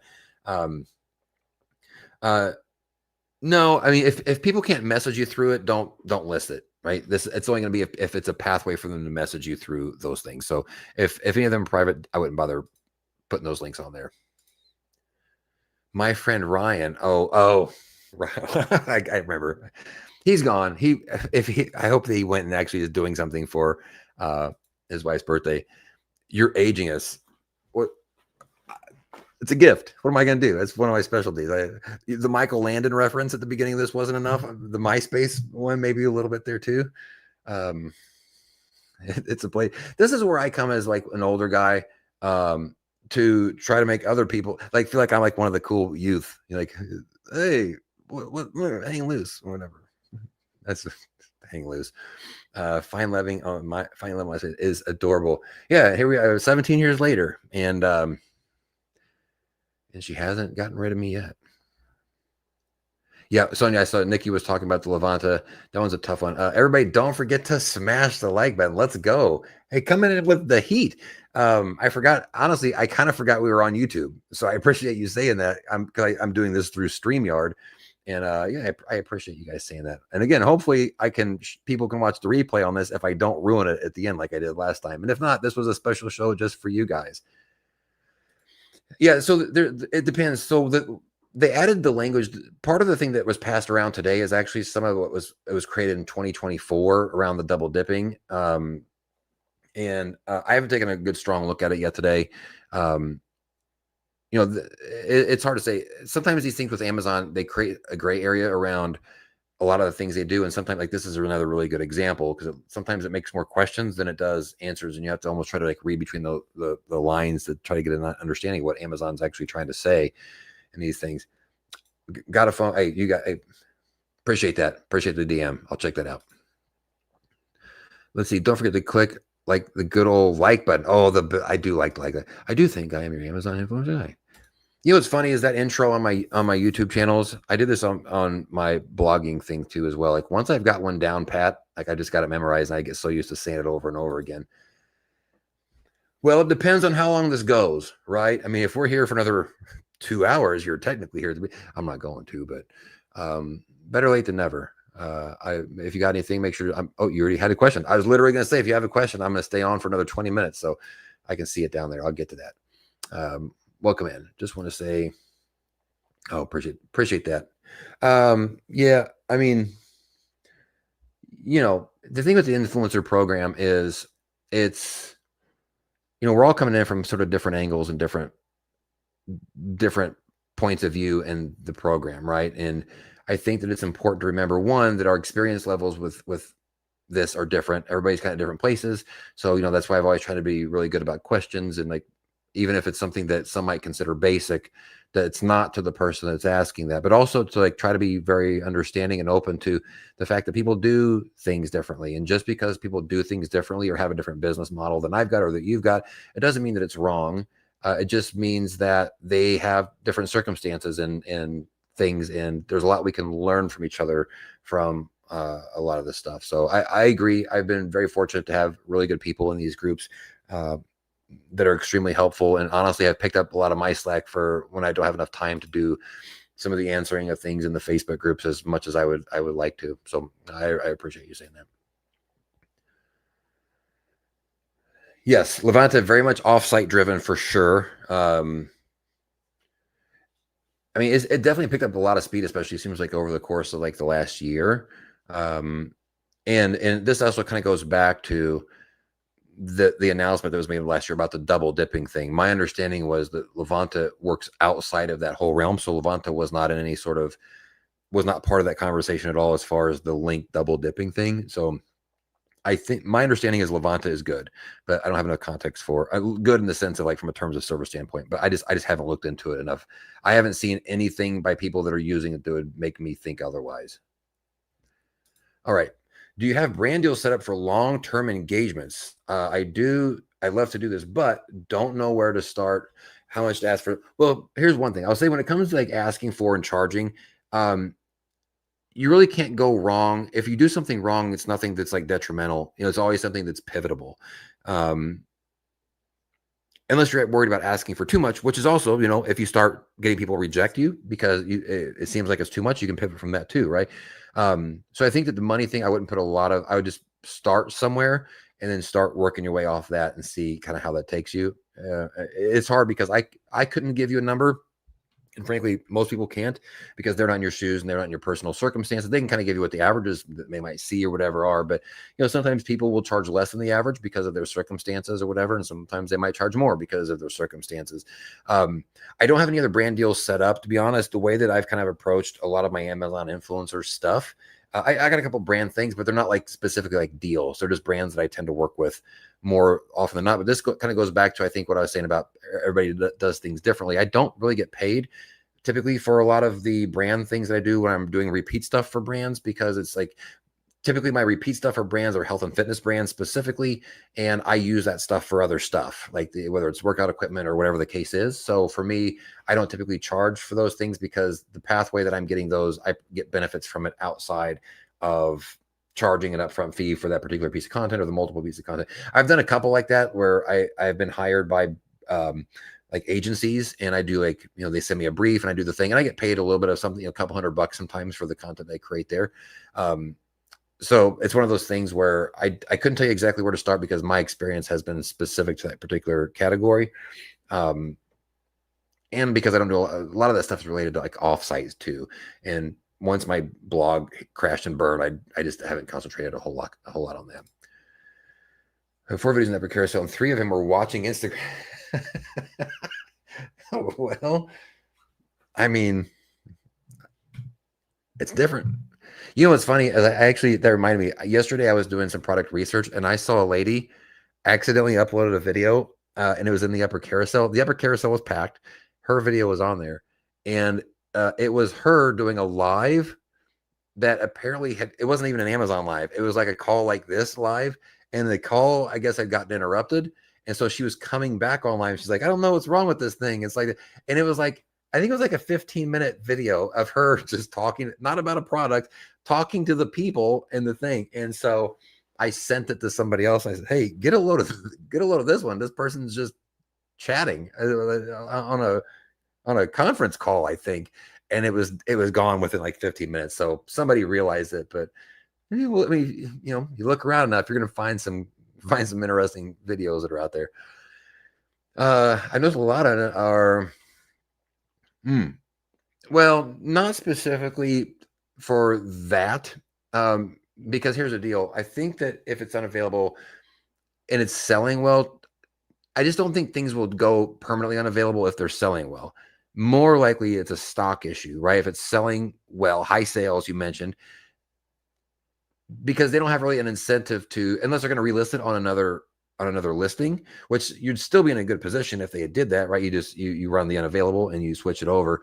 Hard for me to imagine that too often, and I could be wrong, that they're going to go completely out of stock if it's been selling well up to that point. You'd think, if anything, it'd be more of an inventory issue than anything else. I mean, I do see it. I have seen it in the past, like over time, but not a week later. That's not something that I have seen very often. But it's interesting you're seeing it a lot. I'd be curious if that's a specific category or whatever the case is. When the iPhone 16 was out, I made a video. The next day, one guy had 4 slots. Is that fair or accepted? I mean, either way, if Amazon says yes, then Amazon says yes. You know, what are you gonna do? I mean, it's ultimately, I mean, the thing with something like that is, one is that had to be a lower carousel, I think, if because Apple doesn't allow upper carousel influencer stuff, so that was probably lower carousel coverage. And ultimately, regardless of the carousel, if the videos aren't going to convert, which you have to think that they've made 4 videos like that they're not going to convert very well, then they'll get booted out. Like a popular product like that, a lot of people are going to make videos for it, and it's only a matter of time before they lose their position. So I don't worry and sweat that stuff too much. It is what it is. I don't love seeing it, but you know, and that guy can only make commission on 1 video. You know, that's the thing is like, okay, he has 4 slots. If somebody watches all 4, he can only make it on 1. So it's anyways. I don't think it's unethical. No, unless Amazon comes out and says don't do it and people keep doing it. I don't think it's unethical. I just think it's a different pathway for people to do stuff. I'm not a fan of it, but some people do it. You know, no such thing. When preparing for Prime Day deals and recording videos, are you guys trying to find products you have that will? So that is one of the main things that I do want people to be doing. There's I don't know if you're a pro subscriber or not, Jesse, but there's a feature in the extension that's called My Campaign Products. It is on the Creator Connections page, and what that will do. Oh, wait a minute. No, that's not the right one. Let me think. You probably don't have access to the Prime Day deals yet. That's the other part. Is because you're still kind of new. You don't have a list that you can download. Nobody can give it to you because it's confidential. This is going to be a tough one for you at this point. To be honest, I think that in your position right now, because you're still newer and kind of building this stuff up, I wouldn't worry about it. I wouldn't put too much stock into it because, one, the only way that you're really going to be able to determine if any of the current products you have are on the deals, unless you have got the list somehow, and I'm not even going to ask, but just in case, but unless you have that list, there's really no way for you to know if what you have is going to be available for sale or not, unless they open it up to everybody here in the next couple of days. And right now it doesn't look like they're going to, which is weird.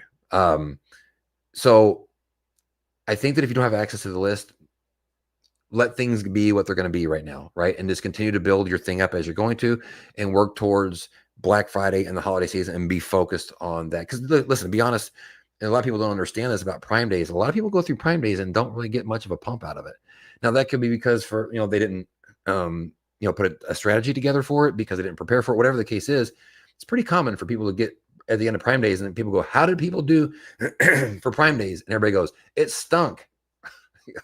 So I think that in your position, the amount of time that you're going to have to spend, I don't even think you could find it, a list, unless they give you access to it. And honestly, it's so late into it at this point.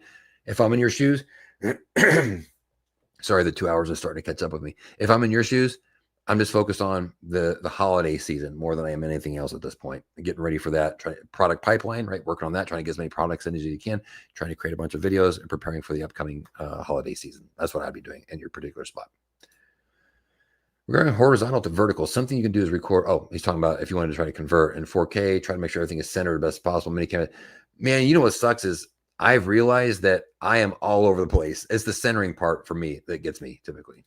Come over here like da-da-da-da, and I go like, I don't know, and then I do the thing, and I'm like, I'm like over here.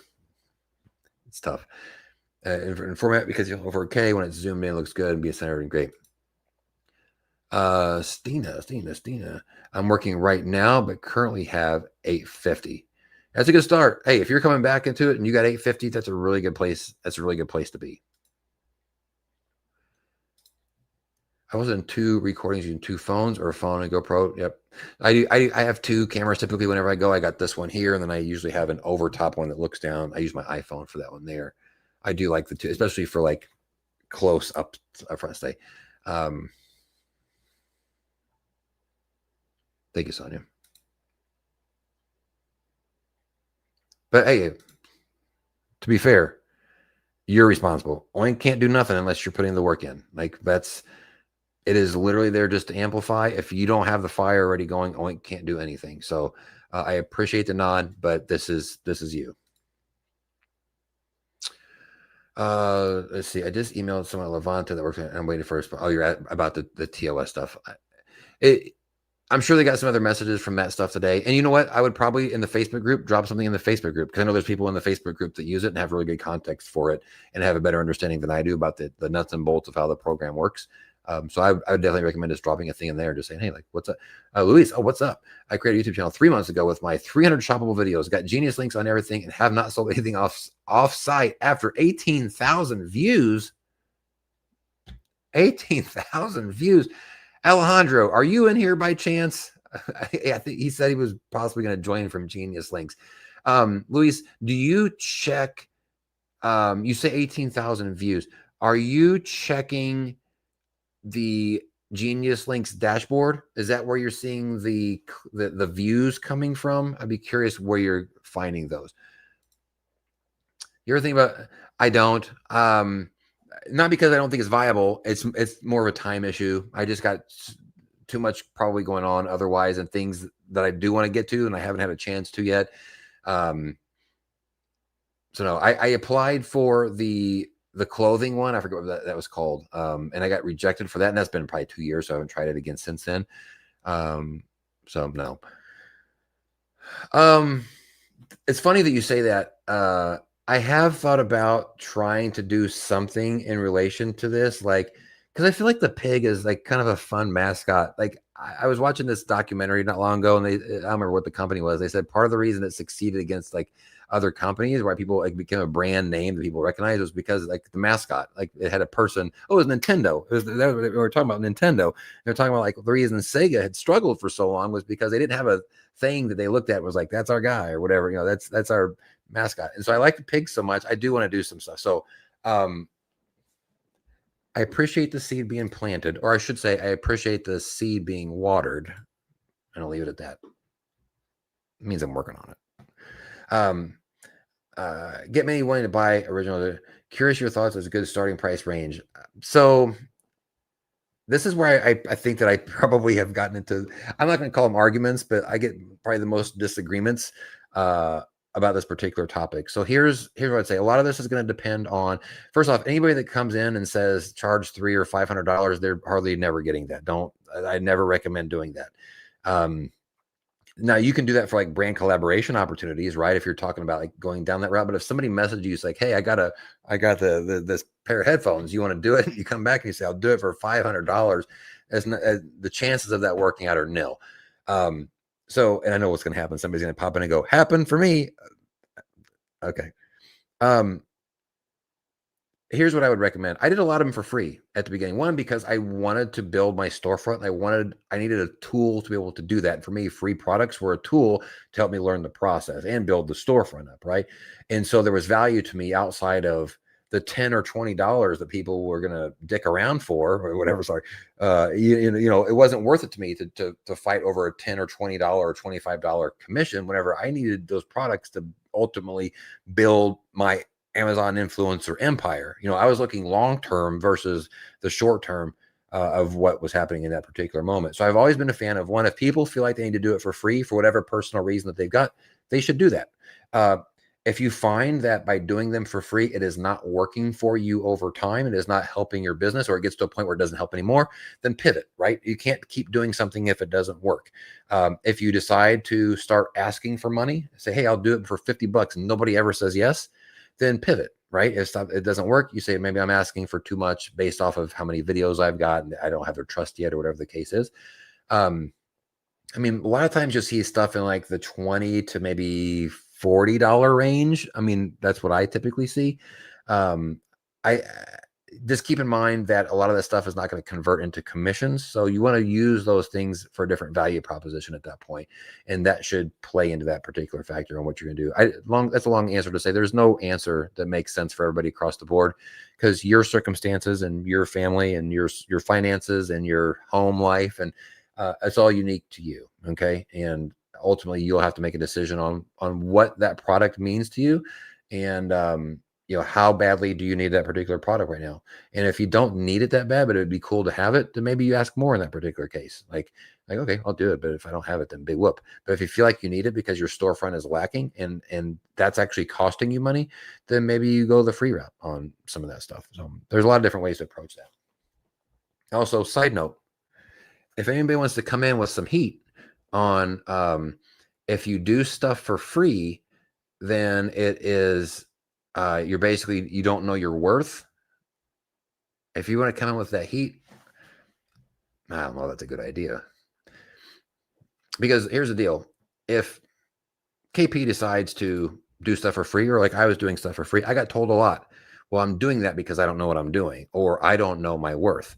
When in reality, I had a very good strategy in place and I was building my storefront because I wanted it to be bigger because I knew that there would be more opportunity that came later if I grew it.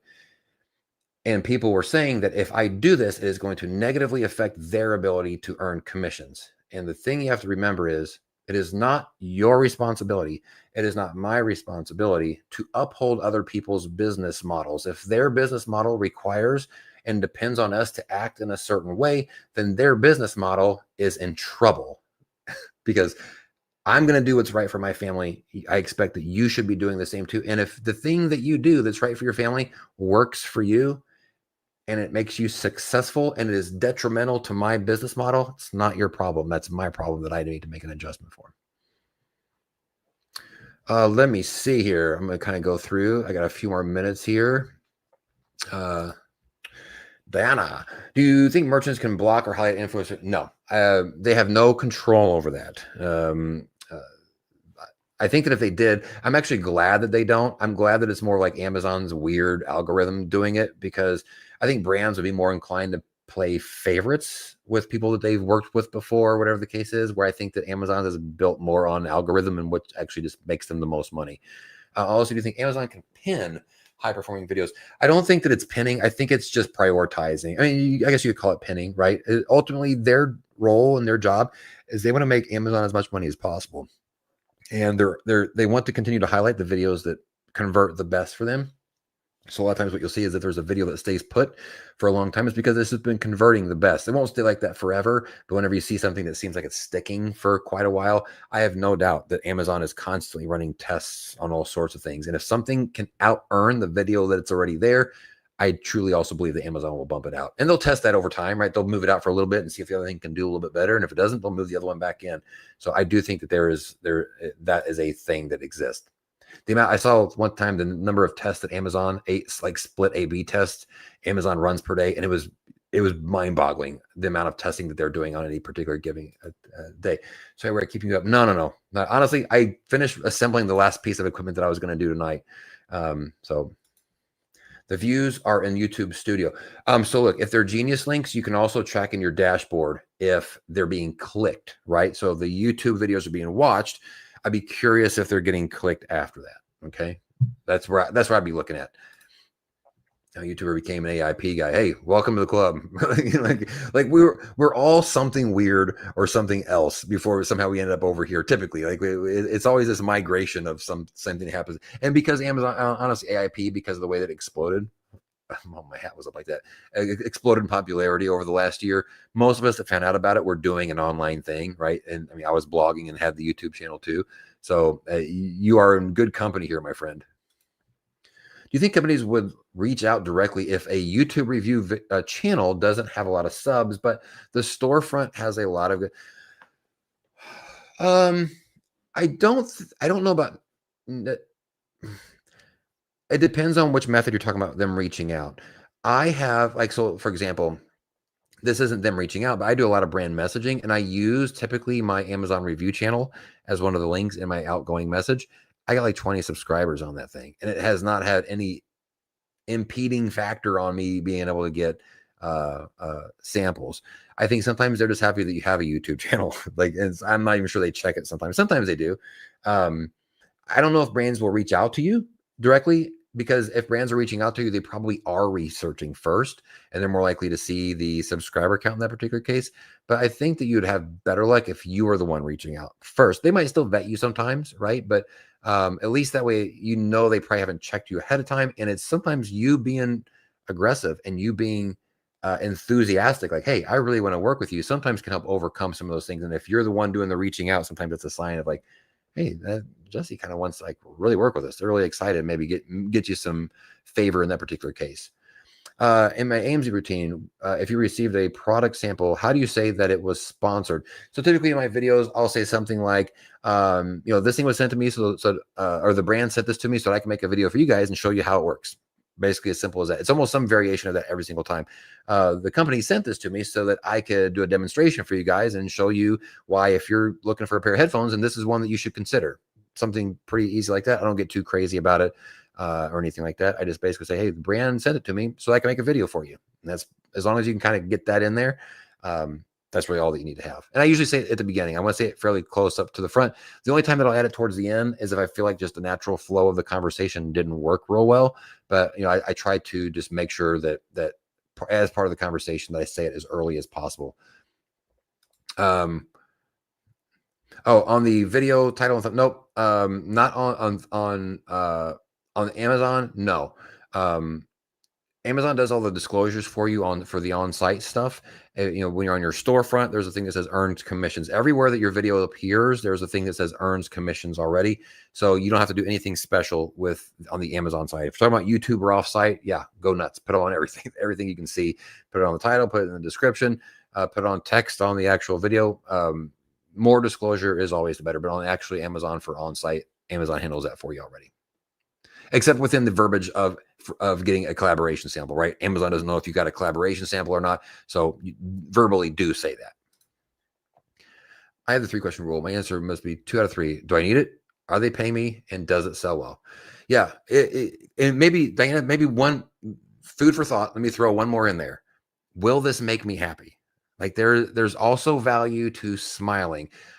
I am, as I look at this as these 3 questions, I would say yes to things if they didn't match one of those, any of them. But if it was something that made me smile, a good example of this, and this might sound crazy, is as I've gotten older, I find myself intrigued and interested in products that I normally would not have been. And one of those categories is yard statues. And I can't explain it.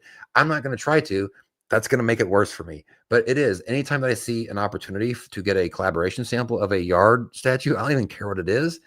Part of it is I also give them now to my granddaughter, and she puts them in her front yard, and it's kind of this whole thing. But a lot of these I'm not going to make any money off of. I don't need, and I'm not going to pay anything for it. But there is value in happiness, right? And in a world where sometimes smiling is difficult on some days, right? That sometimes if a yard statue can squeeze a little bit of an inkling out of the corner of our mouth, and a slight bit of joy, that's also a value proposition there. So when you're talking solely for commission purposes, totally with you there. I would just say maybe consider adding the other one in there just every once in a while for chuckles. Okay, got a few more minutes for you guys here. Posted that question about charging a small fee last week and got a lot of heat from people. Yeah.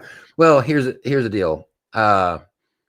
Ultimately, I did too. I mean, whenever I used to post that stuff, I did too. And I had some people say some pretty mean things to me about that stuff. And I think I was out earning most of them already at that. They didn't know who it was. I mean, this is, whatever, because I understand from their standpoint, if they have created some sort of a business off of the charging part of it, it is a threat if somebody comes in and stops doing that. And that's in any industry, right? Getting undercut or whatever the case is. And truthfully, if it doesn't work for you, it's not sustainable. And so that's not a threat to them, because if it doesn't work, you're going to have to stop doing it, or you're going to flush out. It's only a threat if it works. And that's where things get really interesting. But at the end of the day, again, it's your roof over your head. It's your family. It's your situation. And you got to do whatever you feel like is right for your business based off of that. And for that, when somebody's making decisions based off of that, zero problem with that. I've been having success with bundles like horizontal, vertical video rights for 100. So like 13 last year. Dang. Where are you getting those from? I mean, actually, don't say it on here if you don't want to say it, but I'm just curious if you're reaching. How about this? Are you reaching out for those, or are they reaching out to you? We can just go with that. I mean, like full copyright. Oh, if they want full copyright on this stuff. Well, here's the other part still too. Sometimes they'll pay a couple $100s. It's the ones that say charge $5 that nobody's probably doing. But even with full copyright, it depends on the brand, right? I mean, if this is a brand that you feel like you could have a long-term collaboration with, maybe freeze an option if you thought that it was going to be bigger overall than the one commission that, or the one payment you would have got for charging it on this particular time. And if not, say the number now. I know it's not uncommon for people to throw out a couple $100, and see if that sticks, or $100. I've seen people do it for nothing if they thought it was going to lead towards something else, right? And so you start with a number. I don't want to give you one specifically. Feel free to take advice of people in the Facebook groups and kind of average those out and see if it makes sense to you. There's a lot of different ways to do this that make sense and are technically correct because they're the right thing for you to do. Late night with Oink. Let's do this. Gap King, you're going to be very disappointed because I think that I'm now probably 40 minutes over what I thought I was going to, and my throat is letting me know it. It is not excited, but we can do this for a few more minutes. I got 15 more minutes here, okay? The hobby review. Enjoy. I learned how to do daily fetch. What should I learn to do next with Oink? The storefront fetch. Those are two things that I recommend people do every day, once per day. The storefront, or no, I'm sorry, not storefront fetch, storefront check, right? So you're already doing the daily check, do the storefront one also.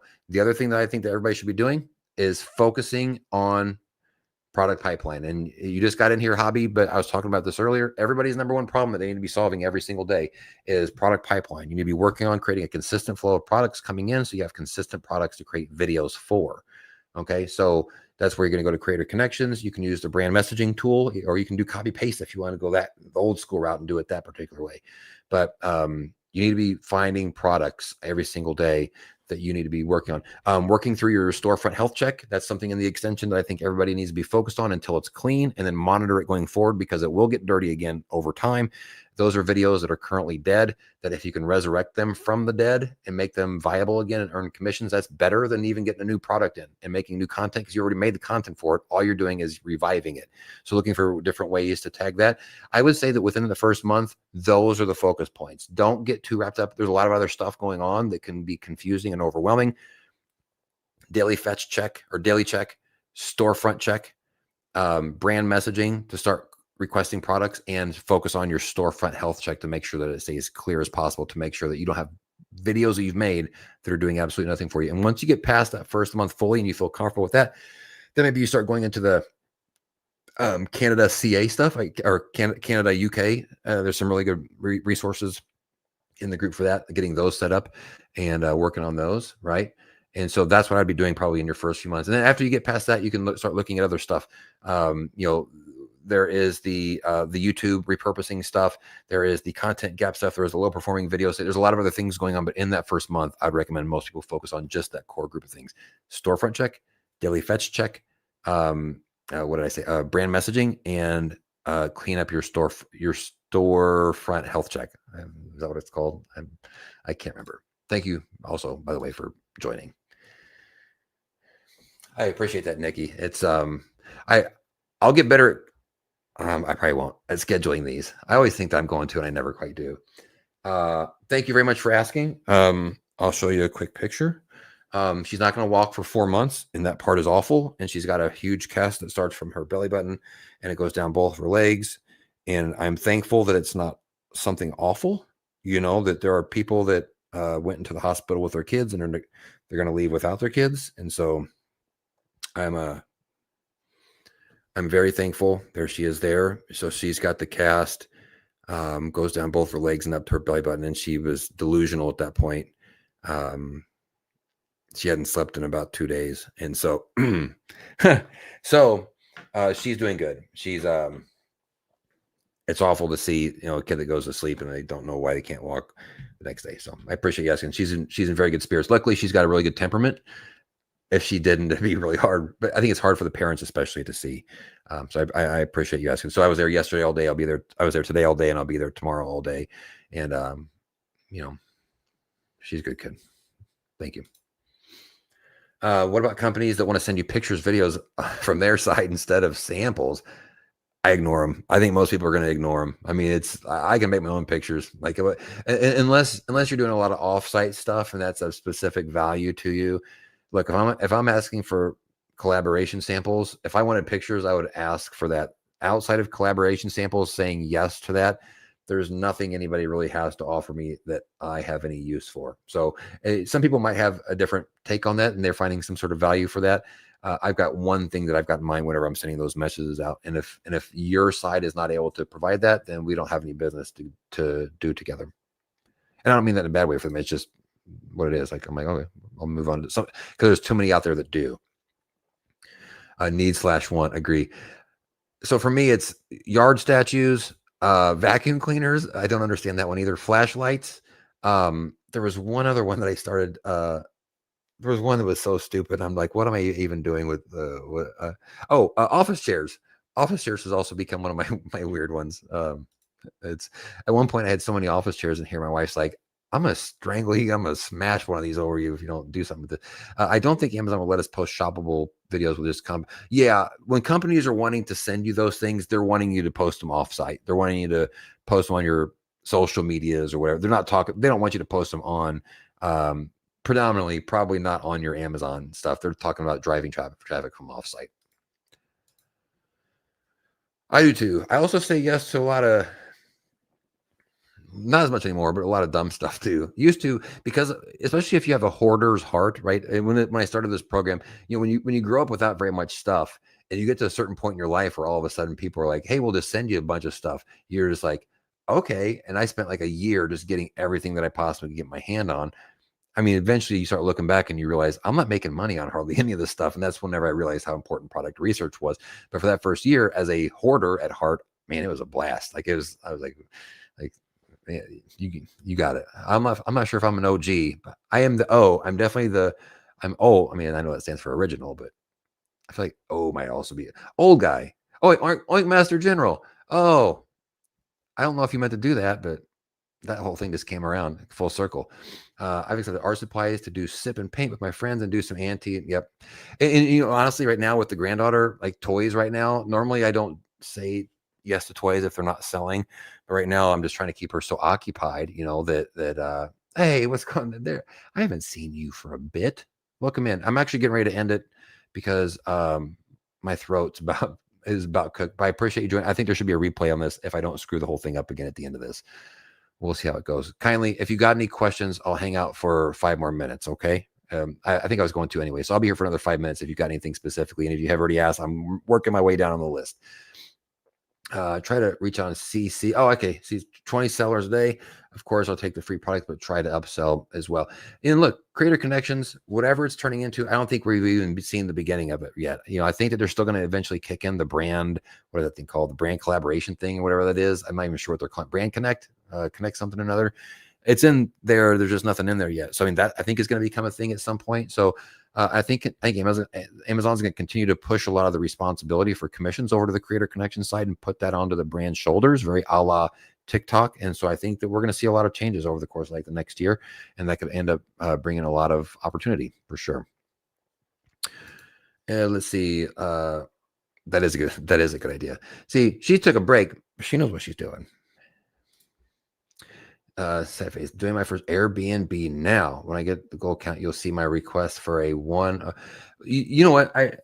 I think before I started Oink, I didn't really know anybody doing Airbnbs. I am surprised, and I mean this in the most complimentary way, of how many people are actually like doing that. How I live in an area where there's not any Airbnbs. I mean, there is about 45 or 50 minutes away from me, so for me, it's not a thing that's very predominant. And I didn't really realize how big of a thing that was for people to participate in. And so it's interesting to hear you saying that. Another person that just reinforcing how big that actually is. I had no idea. 370 that were not tagged. So there's a bug in the counter right now. So kindly, are you talking about at the end whenever you do your storefront fetch and the final number pops up, right? And it says, here's how many ASINs you got. And then it also has an untagged number. Is that the thing that you saw, or did you see it on the actual results? I'm guessing since you know the actual number, you're talking about on the actual pop-up results number. But if you go into the storefront health check and you actually open that up, it will have the appropriate number at the bottom of the list of ones that are, I've got a fix pushed for this right now, but if you wouldn't mind confirming, did you see that on the pop-up at the end of the fetch? And have you checked the actual storefront results yet? Appreciate that. And that's, look, I think that I can figure out how to make the replay work. I screwed it up last time and it just disappeared. So the only people that saw it were the people that were on here. So I appreciate you jumping in. I appreciate you saying that. And fingers crossed that I don't blow it this time. I don't know how I messed it up last time, which makes me feel like I got a really good chance of screwing it up this time, but we'll see what happens. When doing the storefront health check, what does the pro give you? It's the unavailables. It's the stuff that you can't see. So there's two things you can't see on the free account. So on the free account, you can see the untags, right? You can see those. You can't see anything that's over tagged. And I think that I saw when we looked at yours, I don't think I saw anything that's the middle column. That's any videos. You have too many things tagged. And the other one is unavailable. That's usually going to be your highest populated category or unavailable. So these are things that technically the listing still exists, but there's no price on them right now. It might just mean that they're currently out of stock, but most of the time what this means is that the listing it's done and has been either moved to another listing or somebody else is selling it or it's just gone. The unavailable is the main one through there. Appreciate that. Appreciate that very much. Thank you. Huh, yeah. It's the hard part I think was I appreciate you guys saying that. Hardest part was that she was so mobile. So she's a year and a half now. And if they had caught this earlier, it's just all the doctors missed it. So she wouldn't have had to have the surgery. They just would have done a thing. It's a hip thing. And they just would have done a thing and it would no surgery required, no cast, whatever. But multiple doctors missed it. And so because of her age and how much she grew, basically forced. And they said that if she didn't do it, basically she would have had to have a hip replacement in her early 20s. She would have had a pretty gnarly limp all the way up until then, just so hard high school life and things like that. So there was really no choice to do it. And, so just, young enough to hopefully she forgets all the adults will be scarred, emotionally from it. We're trying to do our best to make her as happy as possible. Yep. I'm just going to kind of keep going through these last few here. How many total Yeah. I think that was a bug. So we'll see if she happened to see, if she ends up responding to that. Appreciate that, Sonia. Alicia, I'm new in influencer world and haven't done my 3 shoppable videos yet. I don't know where to start and I'm worried about it. Well, let me give you a little piece of advice and I'll stick around here. I know for 15 more minutes and then I'm going to have to go. Here's what I would say about this. One is whenever I got accepted into the program and I did my first 3, I didn't even know what they were looking for and I got accepted. I just had 3 review videos that I had made. Actually, they were repurposed actually from YouTube. And I just did them. And I think the ignorance was bliss a little bit because I didn't even have a chance to think about what it was I was accepting. So on one hand, I know that there's a lot of people that feel that pressure when they're trying to get those first few through, but that can actually end up causing you to overthink some things. So one is you want to try to stay kind of loose and a little bit of like whatever happens because it's true. You have no control and you can only kind of put your best foot forward. Right. What I'd recommend with your first 3, stay away from things like any sort of supplements, stay away from anything like health related, unless it's like workout equipment or something like that, like along those lines. Obviously never make any sort of health claims. Typically don't do any adult products, right? Which I say that knowing that most people don't, but there's like 1 or 2 of you probably that do. And how dare you? Oh, you perverts. And what I'd probably recommend too is do maybe 2 of them as horizontal with your face in them. I think that you should have your face honestly in all 3 of the original ones. Amazon's looking for people that can influence. That's ultimately why they made this program, is they're looking for people that other people can connect with. Some people are getting in with just the unboxing and the hands and some things like that. But for me, if I was doing the whole thing over, what I'd be doing is probably 2 horizontals with me in it. All my videos have me in it anyways, pretty much, and I'd probably do a 3rd one as a vertical, something more vertical, but still with me in it and just a different type of video. Don't stress over it though, Alicia, because there's only so much that you can do. And if you don't get accepted, you have multiple times that you can try. I think there's like 3 times you can apply to the program. So if you don't get it on the first try, you can take like what you've learned at that point and maybe do some pivots on there, but don't stress about it. Because at the end of the day, you'll still be okay in any sort of way, and you got a couple more shots at it. Oh, hey, I didn't say trash cans, but you just outed yourself. Just FYI, you just outed yourself as the trash can guy. I don't want to look, it's what a weirdo. He likes trash cans. I'm pivoting away from my statues. I haven't gotten to this to the trash can thing yet. I collect also all the workout equipment I can get. Like anytime somebody can send me a workout thing, I'll take that pretty much. Christmas every day. You're awesome. Yeah, good for mine are sick of it. When my kids come over, I'm like, hey, do any of you guys need? And I just start, and I got like my giant box of supplements. I'm like, does anybody here need cortisol gummies or whatever the thing is? And they're like, no, of course we don't. I have a 2-year-old, and getting free toys is absolute best part. It's a big deal, right? It's you know, being able to do that and create those moments. I made a video about this a couple of days ago. One of my favorite collaboration samples I've ever got. I just got it was like the Friday before Peanut went into the surgery, and it was a toy, a ride-on toy from the Fantic, Fanttic, or IK, and it was probably the most exciting. She had no idea what was going to happen, but it was like one of the most exciting she's ever been for anything that I've ever gave her. It was like such a cool moment, and it's probably never going to sell, but sometimes these things can end up being bigger than what the sample would have you believe. I appreciate that. You're right. She is. I haven't talked about the new policies yet because they're actually add-ons to the old policies that they have. They're just like clarifications, at least from my understanding. I haven't had a chance to look at them today.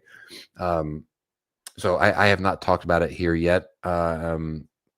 After I get a chance to look at it, I might post about them in the Facebook group. Some people are already chatting about it. I just haven't had a chance to do it yet. Being located in Canada and reaching out to brands through creative connections, I have heard that also. My recommendation would be to insult them until they do it. Just berate them, like besmirch their good name. How dare you? What do you hate Canada? I start doing that, the guilt trip way. I don't have a good pathway for it until they decide to bring that over there. It's tough because I get it from their side. Like it's harder to ship, I think.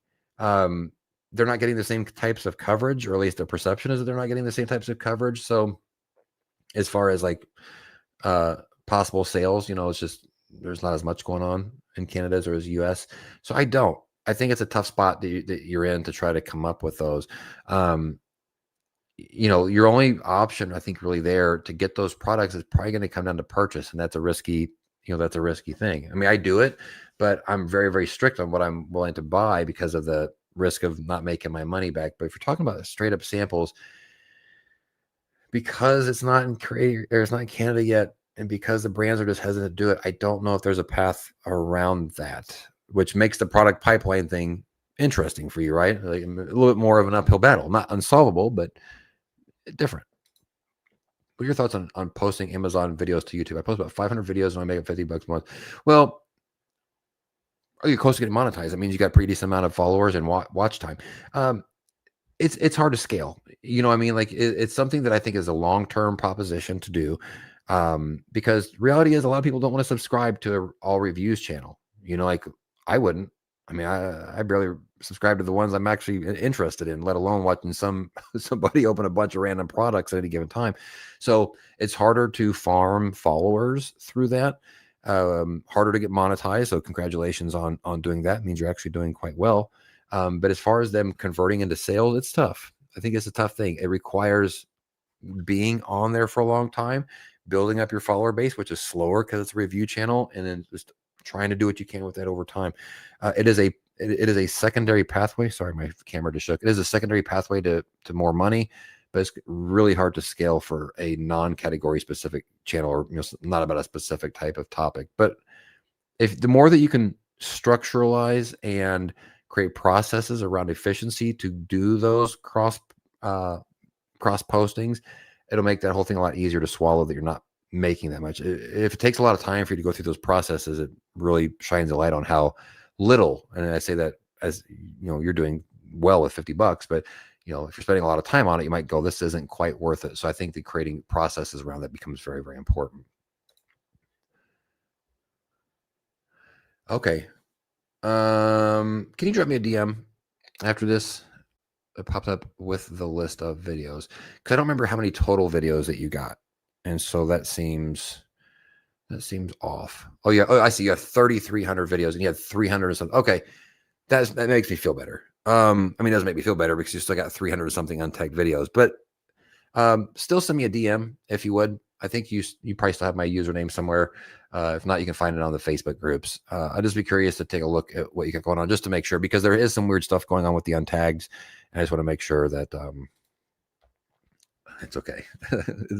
I got rejected the first time for reviewing a blender. that's Amazon's AI working at its best. Post your 3 and don't post more so you get accepted. Good call on that. Like let them give you the green light first and then start doing your posting. And yes, good audio and good lighting. If you can only focus on one, focus on, I would say, the good audio and just make the light average. I mean, don't make the light under average, but it usually, a really good video with bad audio is really hard to watch. I can watch a mid visual video if the audio is still pretty good. That's just me though. It's garbage can, not garbage cannot. Okay. What time zone is it there, Jesse? Just out of curiosity. Anyone stocking up for Christmas? All my gifts last year came from this. I'm stocking up only in the sense of stocking up for preparing for the holiday season, right? I'm not stocking up necessarily for the gift part of it. I won't personally think about that until we get closer to the holidays. My wife started thinking about it last year, so she's been stocking up since 2024. Me personally, I'm more in the stockpile will happen naturally because I'm already focused on trying to really make the holiday season boom with the influencer program. I am more focused on toys though, certainly this time of year. So that is one shift that I do specifically as far as like category is I do target like a lot of remote control cars and things like that. Although I hate shooting videos for remote control cars because they typically take a little bit more time to do, but a lot of times they pan out pretty good. I just want to go and half my stuff. And you know what's funny? In my brain, I keep thinking that we're being that it's like that people are going to be excited about that. I don't typically run into a lot. My brother, I will say, when he comes over, he'll go, "Hey, what kind of like stuff you got?" And so like he's always kind of excited. I feel like everybody else just goes, "Nothing. I don't want anything." As soon as they see me coming in, they'll like, "I don't. Whatever you got, I don't." I've seen a faceless pets channel on YouTube, and I'm in 2 programs. Amazon. Have you ever Kathleen Coble and Sean? The sample would end it. The sample would end it. I have a faceless on and in 2 programs. Amazon. Have you ever Kathleen? The name Kathleen sounds familiar. I don't know about Sean though. I think Kathleen is a pretty popular thing, if I remember right. I'm not 100% sure. What are your thoughts on scaling? You would ask me this at 12:30 Central Time. My thoughts on scaling, because I like to rant. I'm focused on my number of videos up to make my channel attractive to brands and polish it, then focus strategy on products and outreach thoughts. Well, there's a bunch of different ways to do it, right? So it's one of those things where and truthfully, this can work for some people and it won't work for some people. It depends on the person that's doing it. It depends on how much they're willing to commit to it. And frankly, just if they have the ability to like turn it into something, because some people are going to take this exact same strategy and they're not going to be able to do it, right? Or any strategy technically for that matter.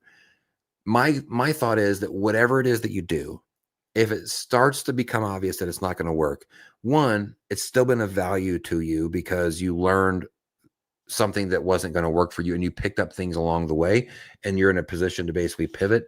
Rarely do things happen well on version 1 of something, right? And so the main thing with scaling ends up being, for me, it's just the commitment to the process.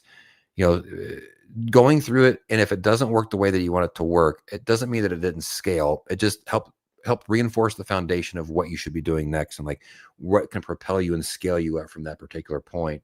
So that's probably not the answer that you're looking for specifically based off of what you said here.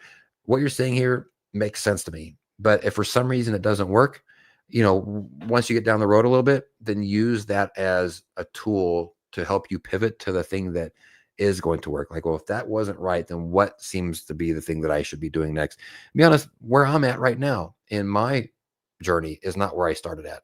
Like when I look back at like the things that I was doing 2.5 years ago and what my strategies were back then that I thought made sense, I mean, a lot of them didn't. And some of them did, but a lot of them didn't. And so it's just a matter of being able to pivot off those things. One, to realize whenever you're running into a wall over and over again, and accept that and be able to move into a different direction. But two is just going like, that was still a value to me, even though it didn't do the thing that I necessarily wanted it to do.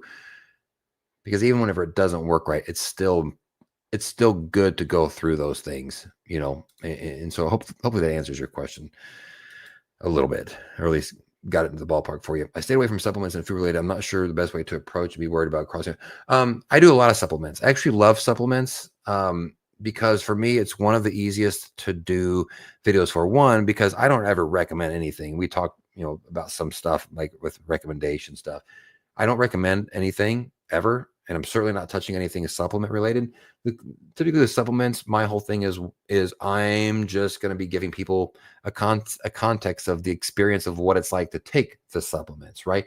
So if it's a capsule, does it smell weird? Is it coated? How many does it say recommended per day? And honestly, in a lot of my supplement videos, I'll say something like, look, now, does this do something for you? Does this make you feel a certain way? And I'll say something like, to be honest, if anybody promises you that it will, you probably shouldn't listen to them, because everybody is different. And you kind of have to try something to know whether or not it's going to work for you or not. But if you are interested in trying a heart health capsule or gummy, whatever it is, then this one here by so-and-so might be worth checking out. And that way it's not a recommendation. It's also basically up front, not promising anything is going to do anything for them. And in fact, it's saying like, it might not. Everybody's bodies are kind of different. So, and they're easy for me to do because I can get 40 of them right here, 40 different bottles of supplements. And all I got to do is I look at it. How many is it recommended per day? I look at the capsule. Is it coated? Does it smell weird? Do the reviews talk about taste at all? Anybody saying that it tastes bad? Whatever the case. Sometimes I'll say the reviews are saying that this thing tastes bad. I won't say it tastes bad because I haven't taken it if I haven't taken it. So there's a way to do that without even touching anything related to making health claims or recommendations or anything like that. I enjoy the supplement stuff, and I like taking supplements. So the not yet. It's not there yet. It's Canada and UK. Not actually. When I was talking to my friend today, she kind of talked like she didn't think that UK was close, which changed a little bit. I think that we thought it was a little bit closer a few months ago. I do a Faceless Pets channel, and I'm an AIP. Be it to find answers on good strategy, because I don't want to do just pet products. I need a strategy. Oh, well, one is you might want to change your name from Alicia World of Pets if you don't want to do just pet. I kid. I don't. I understand what you're saying here. I mean, here's the thing: on the Amazon Influencer Program, even if you put YouTube aside, Amazon Influencer Program, you should have no category. Nobody cares about your category on the Influencer Program. I actually just uploaded a video and posted it actually just tonight. Nobody cares about what category. They don't care if you're the queen of pets or if I'm the king of pets or if I'm the king of yard statues. They don't care. All that the consumer knows on Amazon is that they're looking at a carousel. They're looking at a product for a statue, and they're going to watch some videos because they're just not sure if they're going to buy this statue yet. And they happen to run across mine amongst the other videos that are there. And they're just listening to what I say. They have no context or care about who I am outside of that particular video. When it comes to on-site videos, they convert because they're in the carousels. But think about when they're in the carousels and the person that's watching them, they have no concept of who we are outside of that video on that one particular carousel. So you don't have to be a person specific to any category or niche or anything like that anymore with the Amazon Influencer Program. On social sites, on YouTube, it helps, right? Having a YouTube channel dedicated to pets brings people in for that. That's why people subscribe to channels typically, is because that's what they do. In the Influencer Program, people don't care who you are. They're just curious if the yard statue is heavy, and they want to know if you think it's heavy. I understand. No, I understand. Oh, no. All good. I'm just giving you grief. You know what? There's still 20 people on here, and I appreciate you guys. And that's the thing, is I wanted to be able to get through everything that I possibly could do. Absolutely.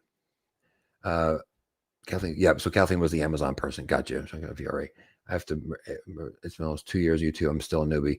I can't choose between one versus the other. Yeah. I could see how that'd be difficult to kind of walk that line between both, right? 2 feet on both sides of the line altogether. Totally understand that.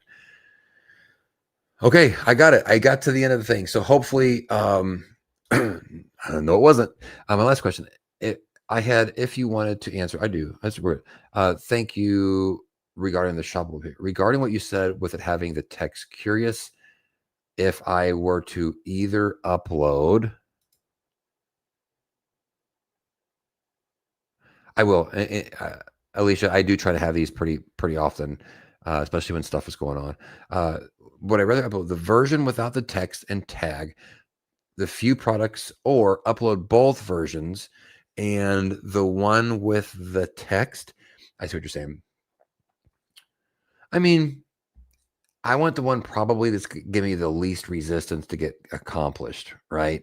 Um, Especially if the pictures for me, if the shoppable pictures are an afterthought. Now, if Amazon's trying to focus on shoppable pictures, there's a opportunity. There might be something coming where they end up prioritizing them in some way, and we have to make an adjustment because they become more viable at that point. But right now, for me, pictures are an afterthought. They're still a thought, but they are an afterthought after the video part themselves. So, to be honest, I'm probably going to do whichever one takes the least amount of time.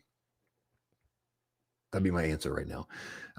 Until we get more information about what it is Amazon's trying to accomplish here, and then pivot at that point. But because pictures just don't convert well anyways, you're not losing a heck of a lot. Now, if something comes down the pike and things start to, no, no, it's not sorry at all.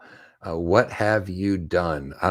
If that's a question about me, uh, the amount of times that I think that to myself per day, I'm not 100% sure. I mean, KP, that's what I would probably do though, is the path of least resistance on those particular pictures, and then make an adjustment if it ends up being something important later, Amazon says. So, no, hey, I am done. I promise. Thank you guys so much for this. I never have a problem staying on longer. My goal has always been to help. And, when people have questions about these things, I want to try to make sure, especially tonight was a good night. Tonight was a good night because my wife is not here for the night. And, I got done assembling the stuff that I was going to assemble. And I feel like this was just like a good opportunity to come and jump in here and do this. I meant that to us in the chat. We keep saying stuff. No, it's totally fine. It's totally fine. No, I appreciate you guys. I appreciate you guys jumping on. Nope. I thank you. Oh, it's 1:30 in New Jersey. Yeah, you're right. I hope you get the replay right. Yeah, me too. Because honestly, if I goof this twice, I, I don't know what that says. But I mean, I created an extension that now has over 3,000 users, by the way. Thank you guys for that. I never would have thought, but I can't be known as a guy that can't figure out how to get his lives to actually save correctly so that so people can watch them later. So thank you guys very much. I glossed over the nice things you said earlier, but I really do appreciate the support and the kind wishes for my granddaughter too. So as always, I guess this is where I normally would say something like what I say at the end of my videos. Am I like peace out? Is that what it is? I think that's what I say. All right, guys, have a good night. Peace out.